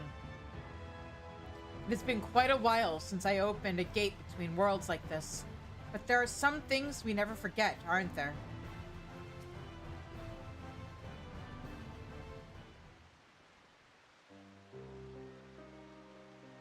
That was far too much effort for such a small gate. On the contrary, given this was your first attempt, it's incredible that we succeeded at all. Now try synchronizing your breath with mine. Focus on the rhythm of the ethereal flow. All right, I'm ready.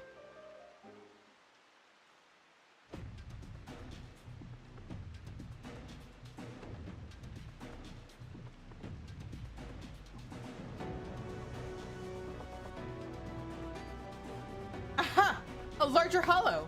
Of course, the void scent may be proportionately stronger.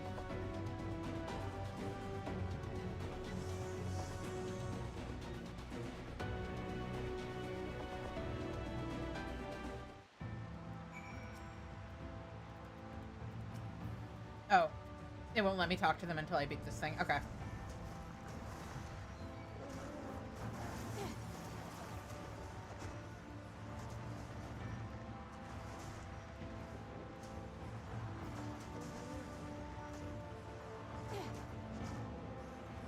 I haven't had River out at all this entire time. Whoops.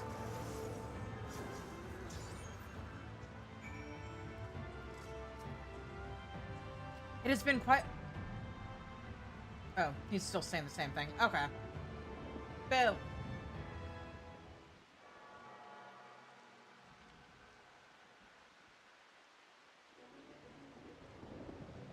Where your breath ends, mine begins. Where your ether flows, mine follows.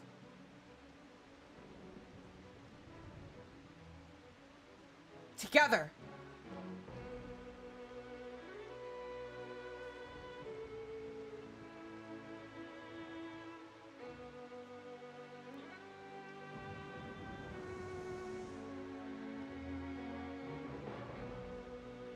Unbelievable. Full attunement so soon. Be ready, Shizune.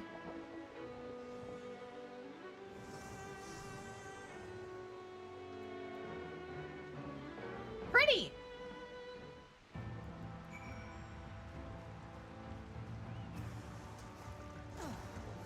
I mean, ooh, bad, evil, and scary.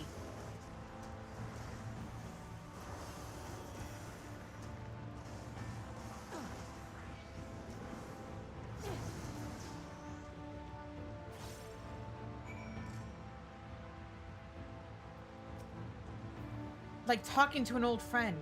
Yes, that's what it's like. I think I've grasped the principle now. I only need to remember the feeling for next time. I almost feel as if I do remember it. Your ether is familiar somehow. But that's impossible, of course. Yeah, so apparently it's clearer in other languages.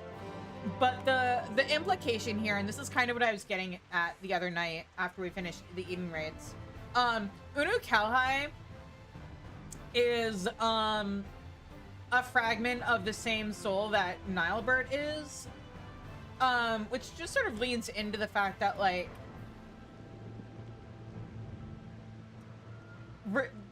the memories of who we were in the past are so ingrained into us that we end up following similar paths when we get reincarnated, which is why, again, the Warrior of Light and Ardbert both became adventurers who drew people around them into their orbit the way Azim did.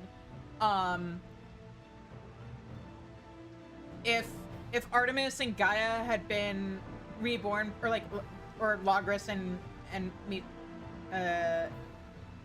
Metron, if they had been reincarnated within the same time instead of one of them getting trapped in Eden and the other one being reincarnated, I'm sure they would have been reincarnated together and found each other again and fallen in love.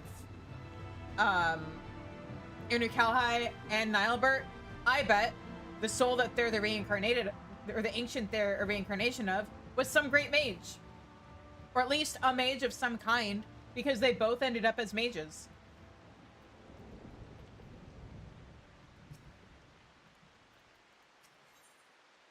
So yeah, a bounty of hunters.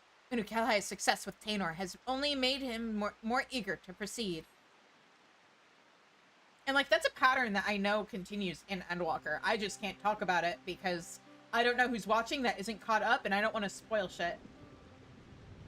Anything I've played through on stream, I consider fair game. If I haven't gotten to it on stream, I try not to bring it up too much. At least not without big warnings.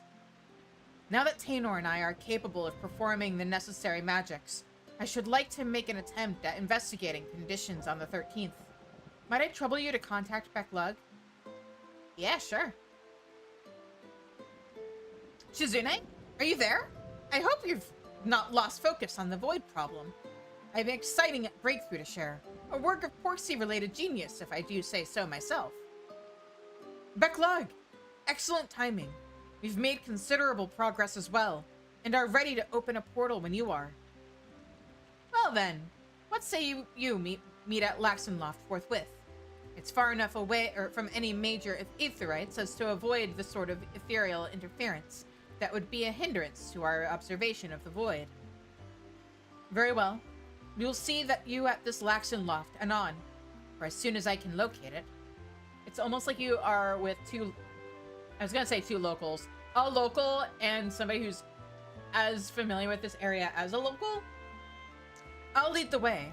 I too am eager to be one step nearer to our goal.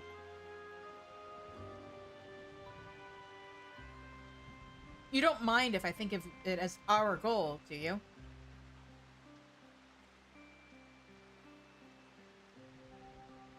I would be honored. Thank you, Taynor.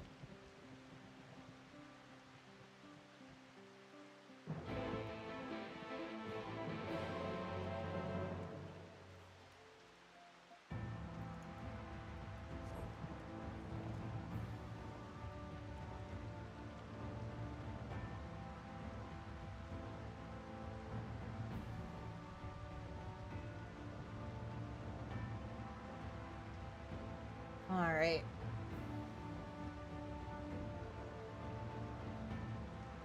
Oh, right. I can eat while flying.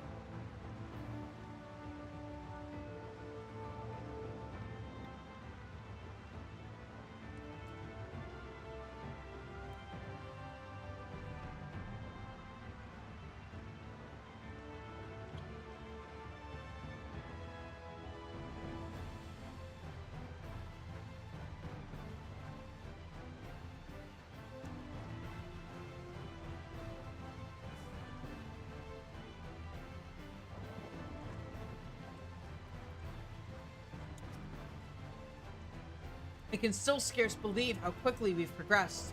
It's almost as if we've been friends all along.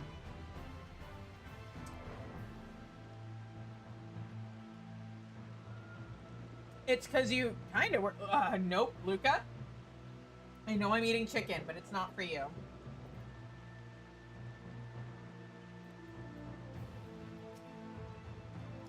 It appears Backlog has yet to arrive. Patience, Unikahai.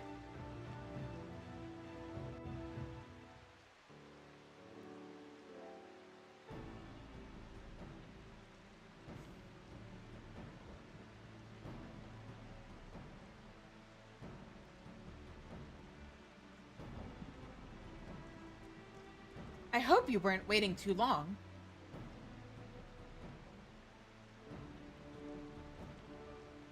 What, you didn't think I'd want to see this for myself? The 13th was my home too, if you recall. Quite. Though, as I explained, we won't be the ones doing the seeing, strictly speaking. This familiar will gather all the information we need, assuming you two can create a hollow for it to pass through.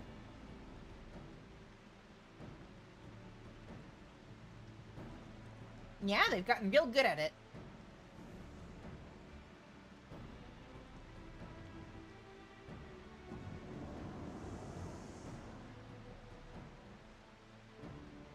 That will do nicely. Now fly, my Porksy, fly!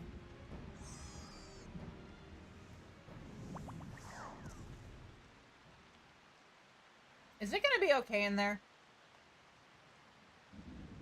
Well, it's made it in.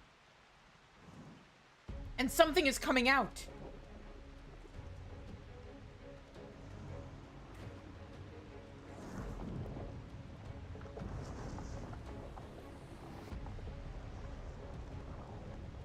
Oh, you're a big one.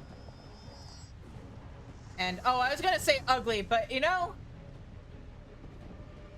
My, that is an ugly one, isn't it? Huh?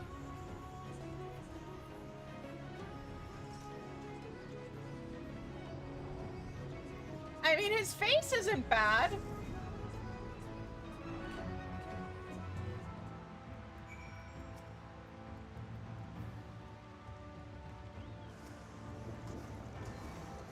I've definitely seen uglier.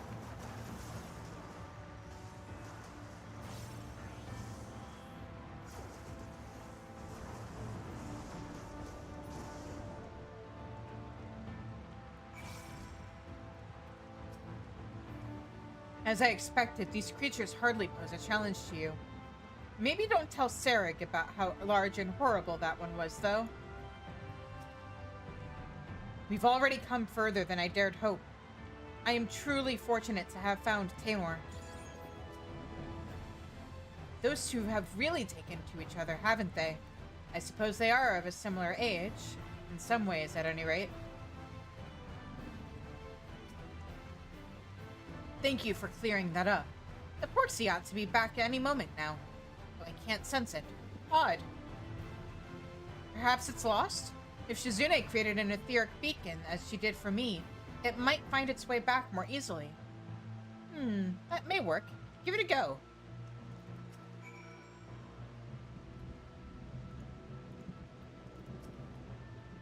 The stare at it for a prolonged period method has proven ineffective, so you may as well try channeling ether, as the boy suggested. Is everybody still saying the same thing as before? Yep. Okay.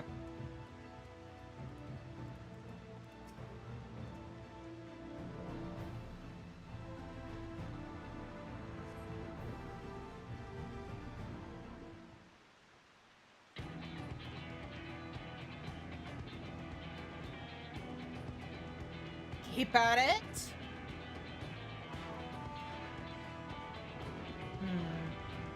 Aha! A distinctly Porksy-like presence. I see the snout.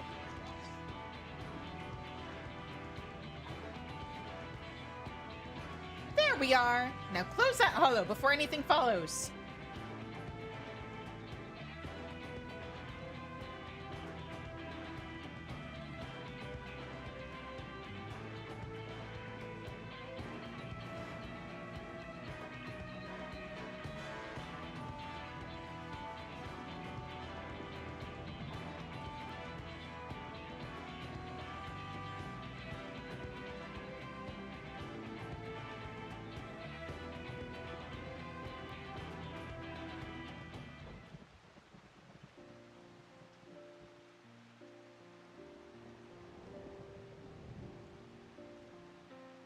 I believe it has performed its task thoroughly, as instructed. Good, Porksy.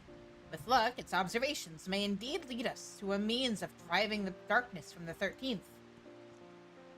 However, I will need to review its findings in detail before I can tell you more, and it could take years to deduce a suitable solution. I admit that I am impatient to find a way forward, but I have endured millennia with half as much hope as I have now. If I must wait, then that is what I shall do. Like Shizune and your warrior of light, or warriors of light, I will persevere until my world is safe once more. It is what a hero does. I think you'll make a good one. You as well. If that's the end of the excitement for the time being, we should head back to the Wandering Stairs. Clear out that pall of anxiety Sarek is spreading all over the place. Oh, is he worrying about his son/little brother figure? Cute.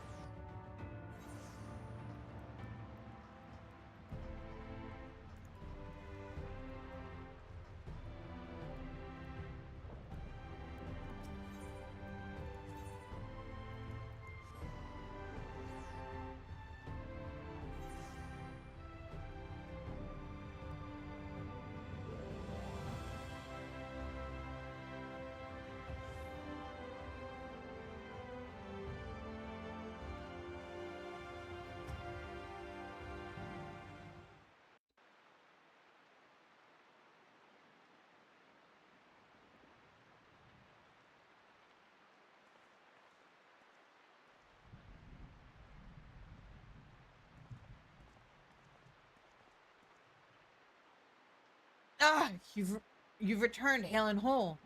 Not that I had any doubt you would, of course. Congratulations, Sarek. Now there's two of them. And how did your search of the Hollow go? We may have information we need to save the 13th. It may be some time, years maybe, until we can be certain, but I will be here for as long as it takes.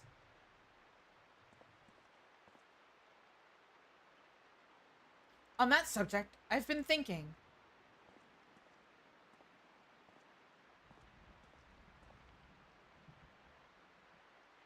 Would you be interested in joining us? As a bounty hunter, I mean. Zarek and I would hunt down Sin Eaters and other threats.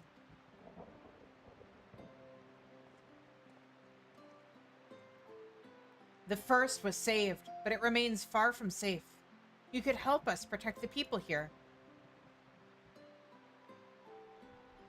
I think I would quite like that. Protecting people.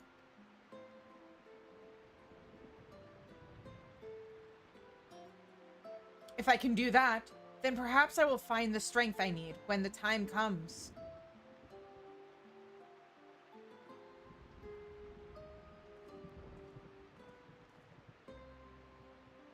Strength, you say? Sounds like you could use a dwarf with a massive hammer.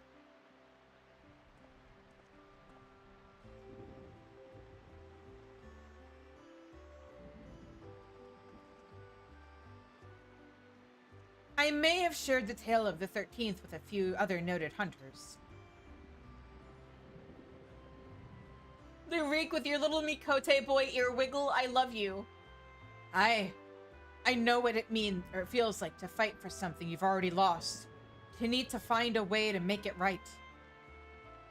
And I know that it's not easy to fight on your own, inconvenient as that little truth may be.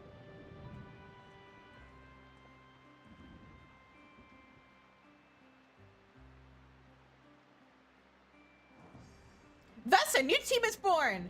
This calls for a toast. You think everything calls for a toast. You think toasts call for a toast.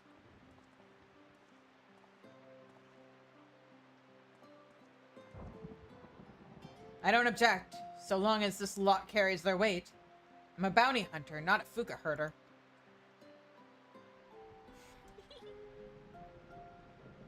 He said fuka. But oh, look at these guys and their little found family. Can we have a spin-off game of Final Fantasy XIV following these guys? Thank you so much, all of you. I would be honored to fight at your side.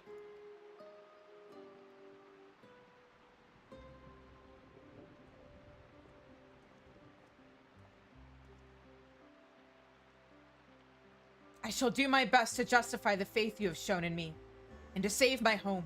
Someday, I hope we can visit it together. That'd be nice.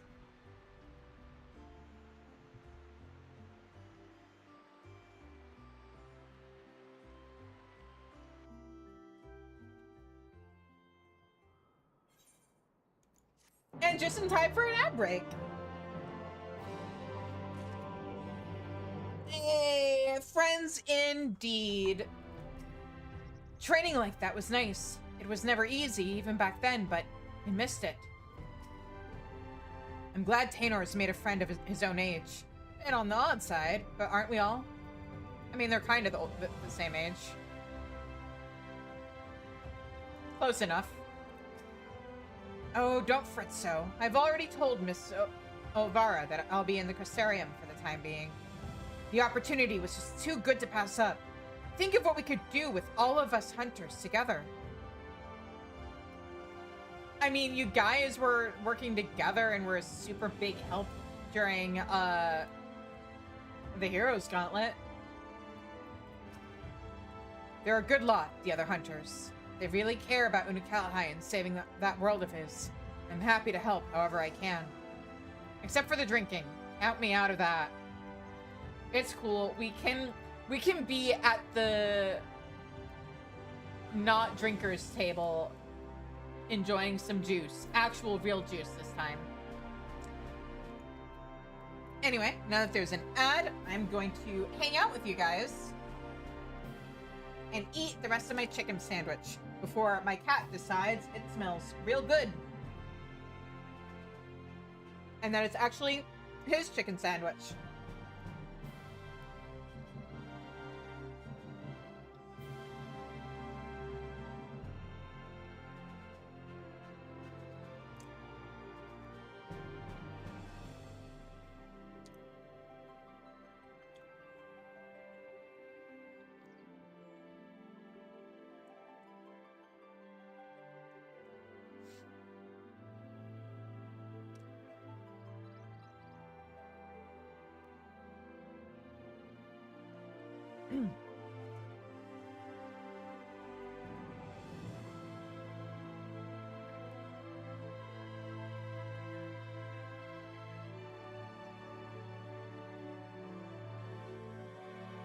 Also,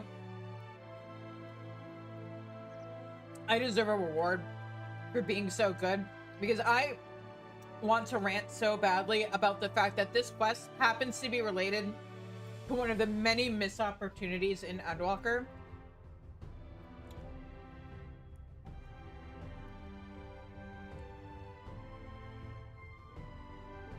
But if I say more than that, it's spoilers.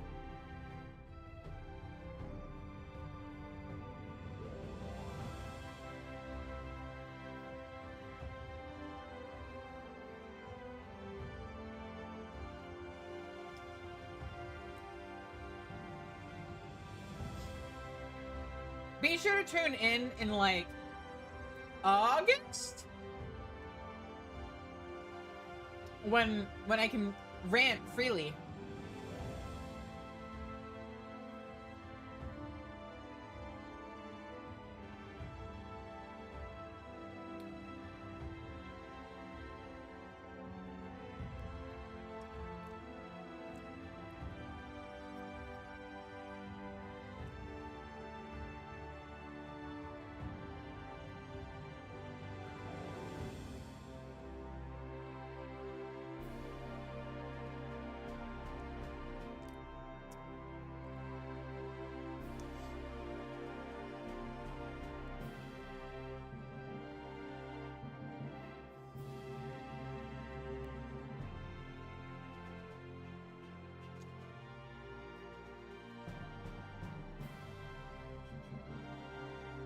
It's too bad you don't stream at the same time as me, Lit, or I'd be like, hey, let's do Endwalker together. That way we could do all the dungeons and everything synced up. That'd be fun. Anyway. Alright. Welcome back, Mads, everybody. The other hunters aren't half bad at killing stuff, but we need to work on their drinking habits.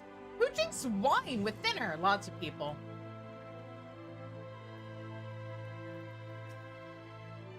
There is doubtless much I can learn from work as a bounty hunter, especially with Taynor as my guide. Yeah, that'd be neat. Anytime you want to do a Final Fantasy XIV thing together, let me know. At loose ends, are you? You're welcome to loiter about here if you intend to spend some coin while you're at it. Not that I'm not grateful for the business you've brought in mind. The hunters here are here even more often now that they're working together, and their accounts never go unsettled for long. They're a pain in the arse to serve, of course. Maybe I'll drop your name next time I need them to behave. Feel free to do so. Still, it's nice to feel like something grand is in motion again. Perhaps Ardbert rubbed off on me more than I anticipated. Oh, we can talk to her about... Okay, yeah, let's... Tell me about Eden. Eden? What would... should I know about... Or what should I know about that? Metron? You're quite certain?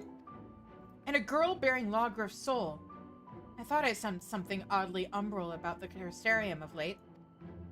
Ardbert meant to put an end to the whole business, but truth be told, I wouldn't mind retreading old memories a bit. It might be nice to share a pint with the girl. Once she's of age, of course. As a matter of fact... Do you think this Gaia would make a good waitress? No?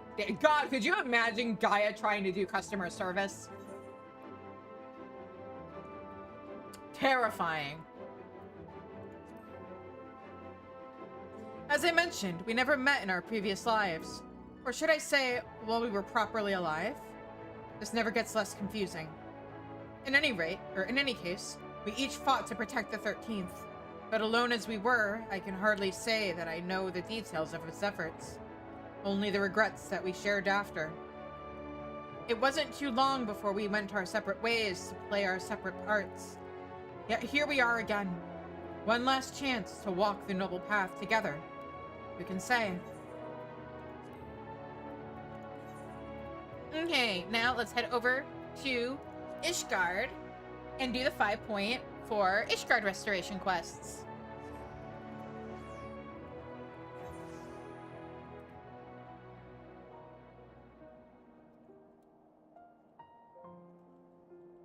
it might be 5.4 Firmament quests.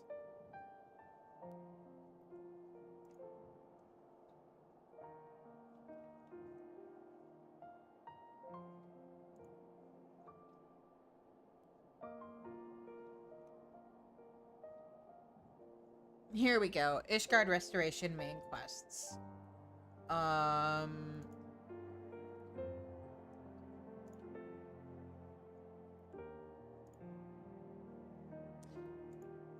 Let me just double check what all we have. Wait, did the Ishgard Restoration stuff end with 5.4? Oh!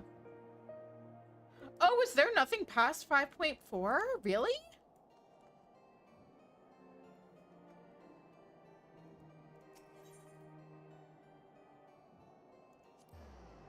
Shit, that means I'm not gonna have anything to cheer me up after Diamond Weapon next week. Uh-oh.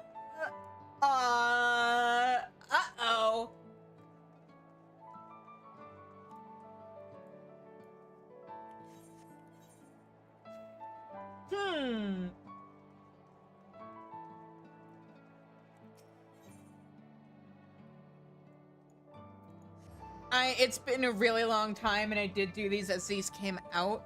Was there no story update to Firmament after 5.4? Shit! I've been using these to help cheer me up after the weapons quests. Because those make me feel bad, and these make me feel really good. And I like trying to end my streams on a high point when I can. At least this will make it easier to be done with 5.5 by next Thursday. Mr. Shizune, we are forever in your debt. Has Lord Francel shown you about the Ryzen Song Quarter yet, pray tell? Francel, deep in thought, gazes intently at the streets of the Firmament. Ah, Shizune.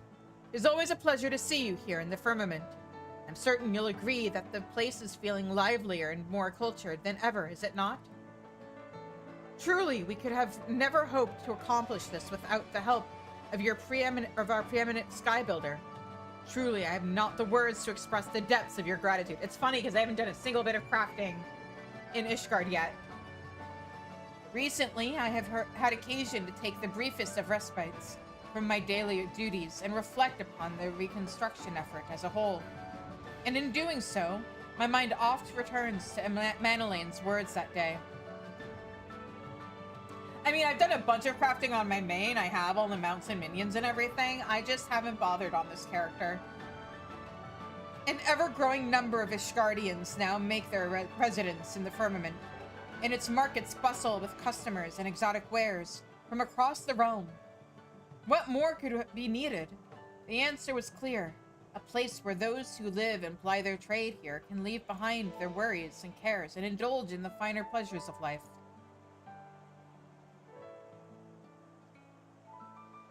Yes, the newly completed Ryzen Song Quarter shall be precisely that. And I would like nothing more than for you to be the first to walk its streets with me.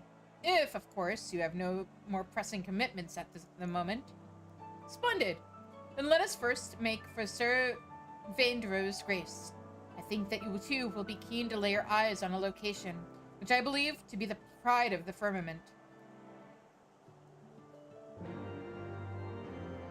Oh, I have never used Ishgard Restoration for leveling up my crafters. Same deal with oh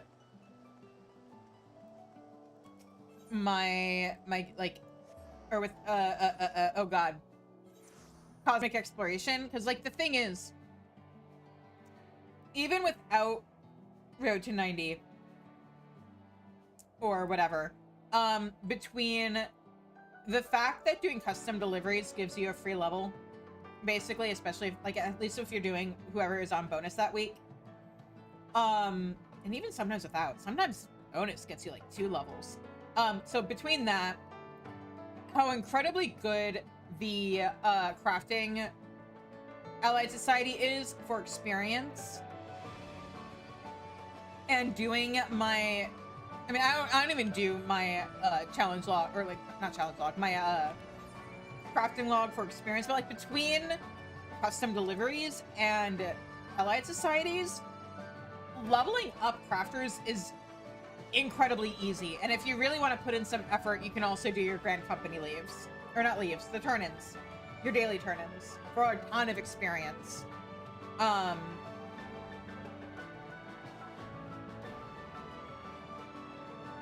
But I like doing Ishgard Restoration and Cosmetic Exploration for the currency to get rewards.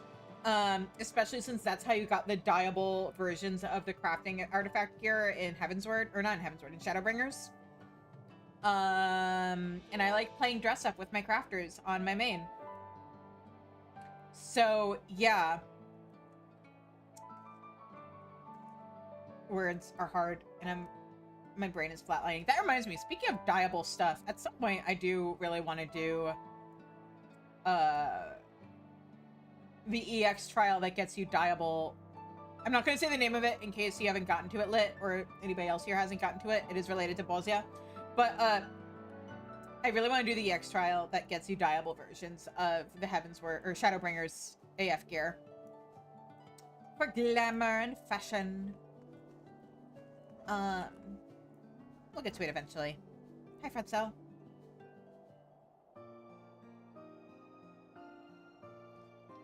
I do hope our presence won't be a bother. Ah, forgive me. The building before us I have dubbed Sir Vandro's Grace. It is a place where the ailing and injured might see their wounds or maladies tended to. Some of our patients require only the briefest of treatment before they are back on their feet again, while those with more serious conditions might stay in these halls for months. There are even those here suffering from troubling sicknesses not visible to the eye, but our healers do their best to provide succor to just the same.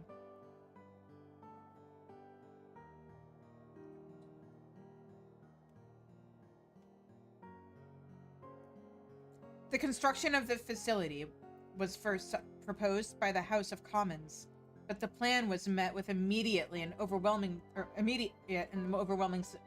approval in the House of Lords as well. How heartening it is to see our nation come together for a worthy cause. Needless to say, be they commoner or noble, in these halls all patients receive the attention and care they deserve. Nor do we turn away any who seek employment here, regardless of their background or station. Beg pardon, my lord, milady, if I might trouble you for a moment.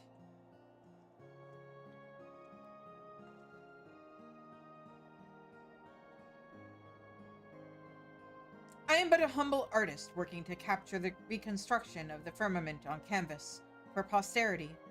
I saw the two of you here and simply could not walk by without expressing my gratitude.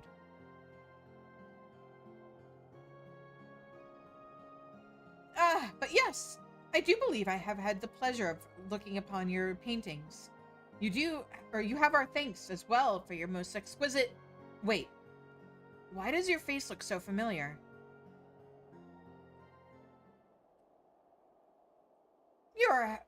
You're of House Chevrodon, are you not?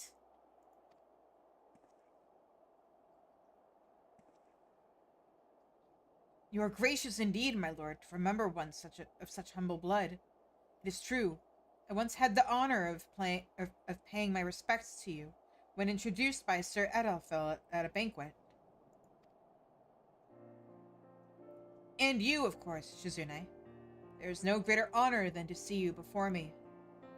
It was always my dream to become an artist, to capture the world around me in all its beauty, all its sadness on my easel, that future generations may never forget the time we lived in.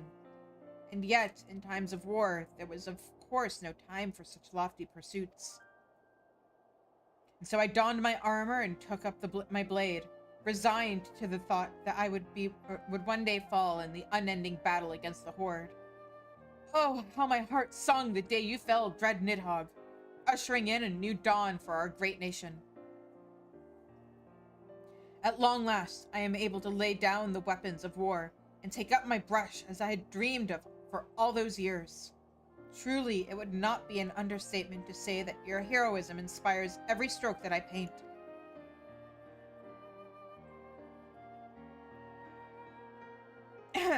Forgive me.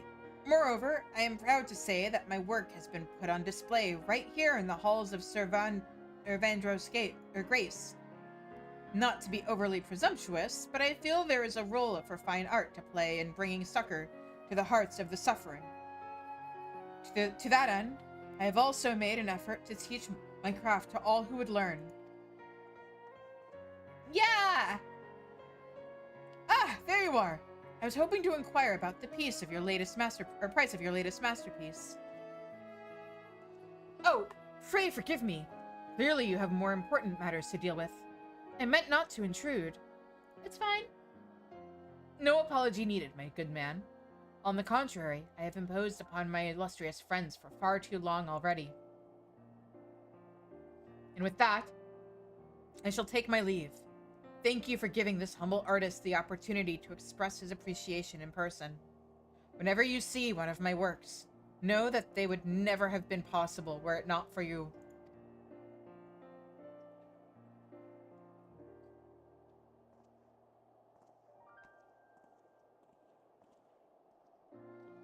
Be proud, Shizune. Truly, you have made your mark on our nation and its people in more ways than one.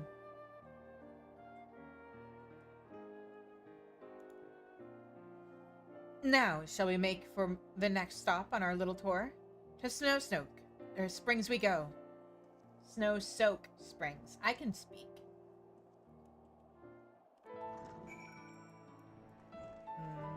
And there is an Ethernet right here.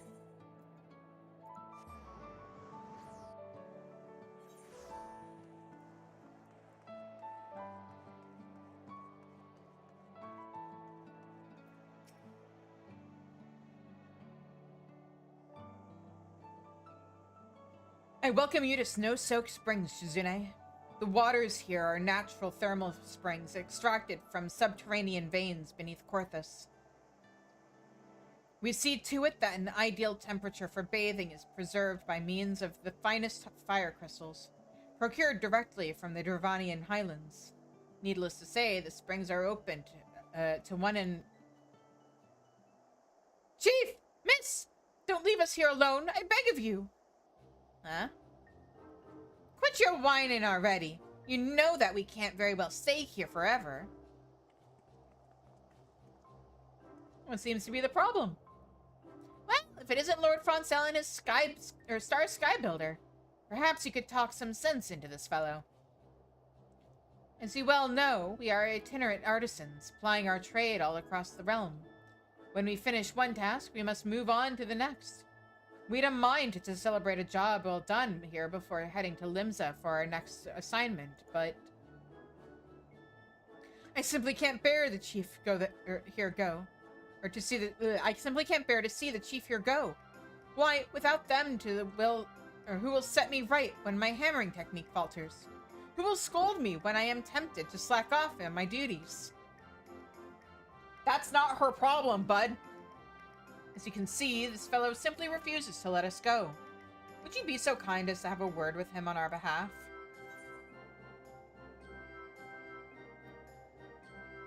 You have a job to do. I know this, and yet I simply owe so much to the chief for all she has taught me. I fear that I will not be able to live up to her expectations in her absence. And yet, I suppose you are right. I must soldier on somehow. It's just as the savior of Ishgard here says, so stand up straight and quit your whining for once. That goes for the whole lot of you.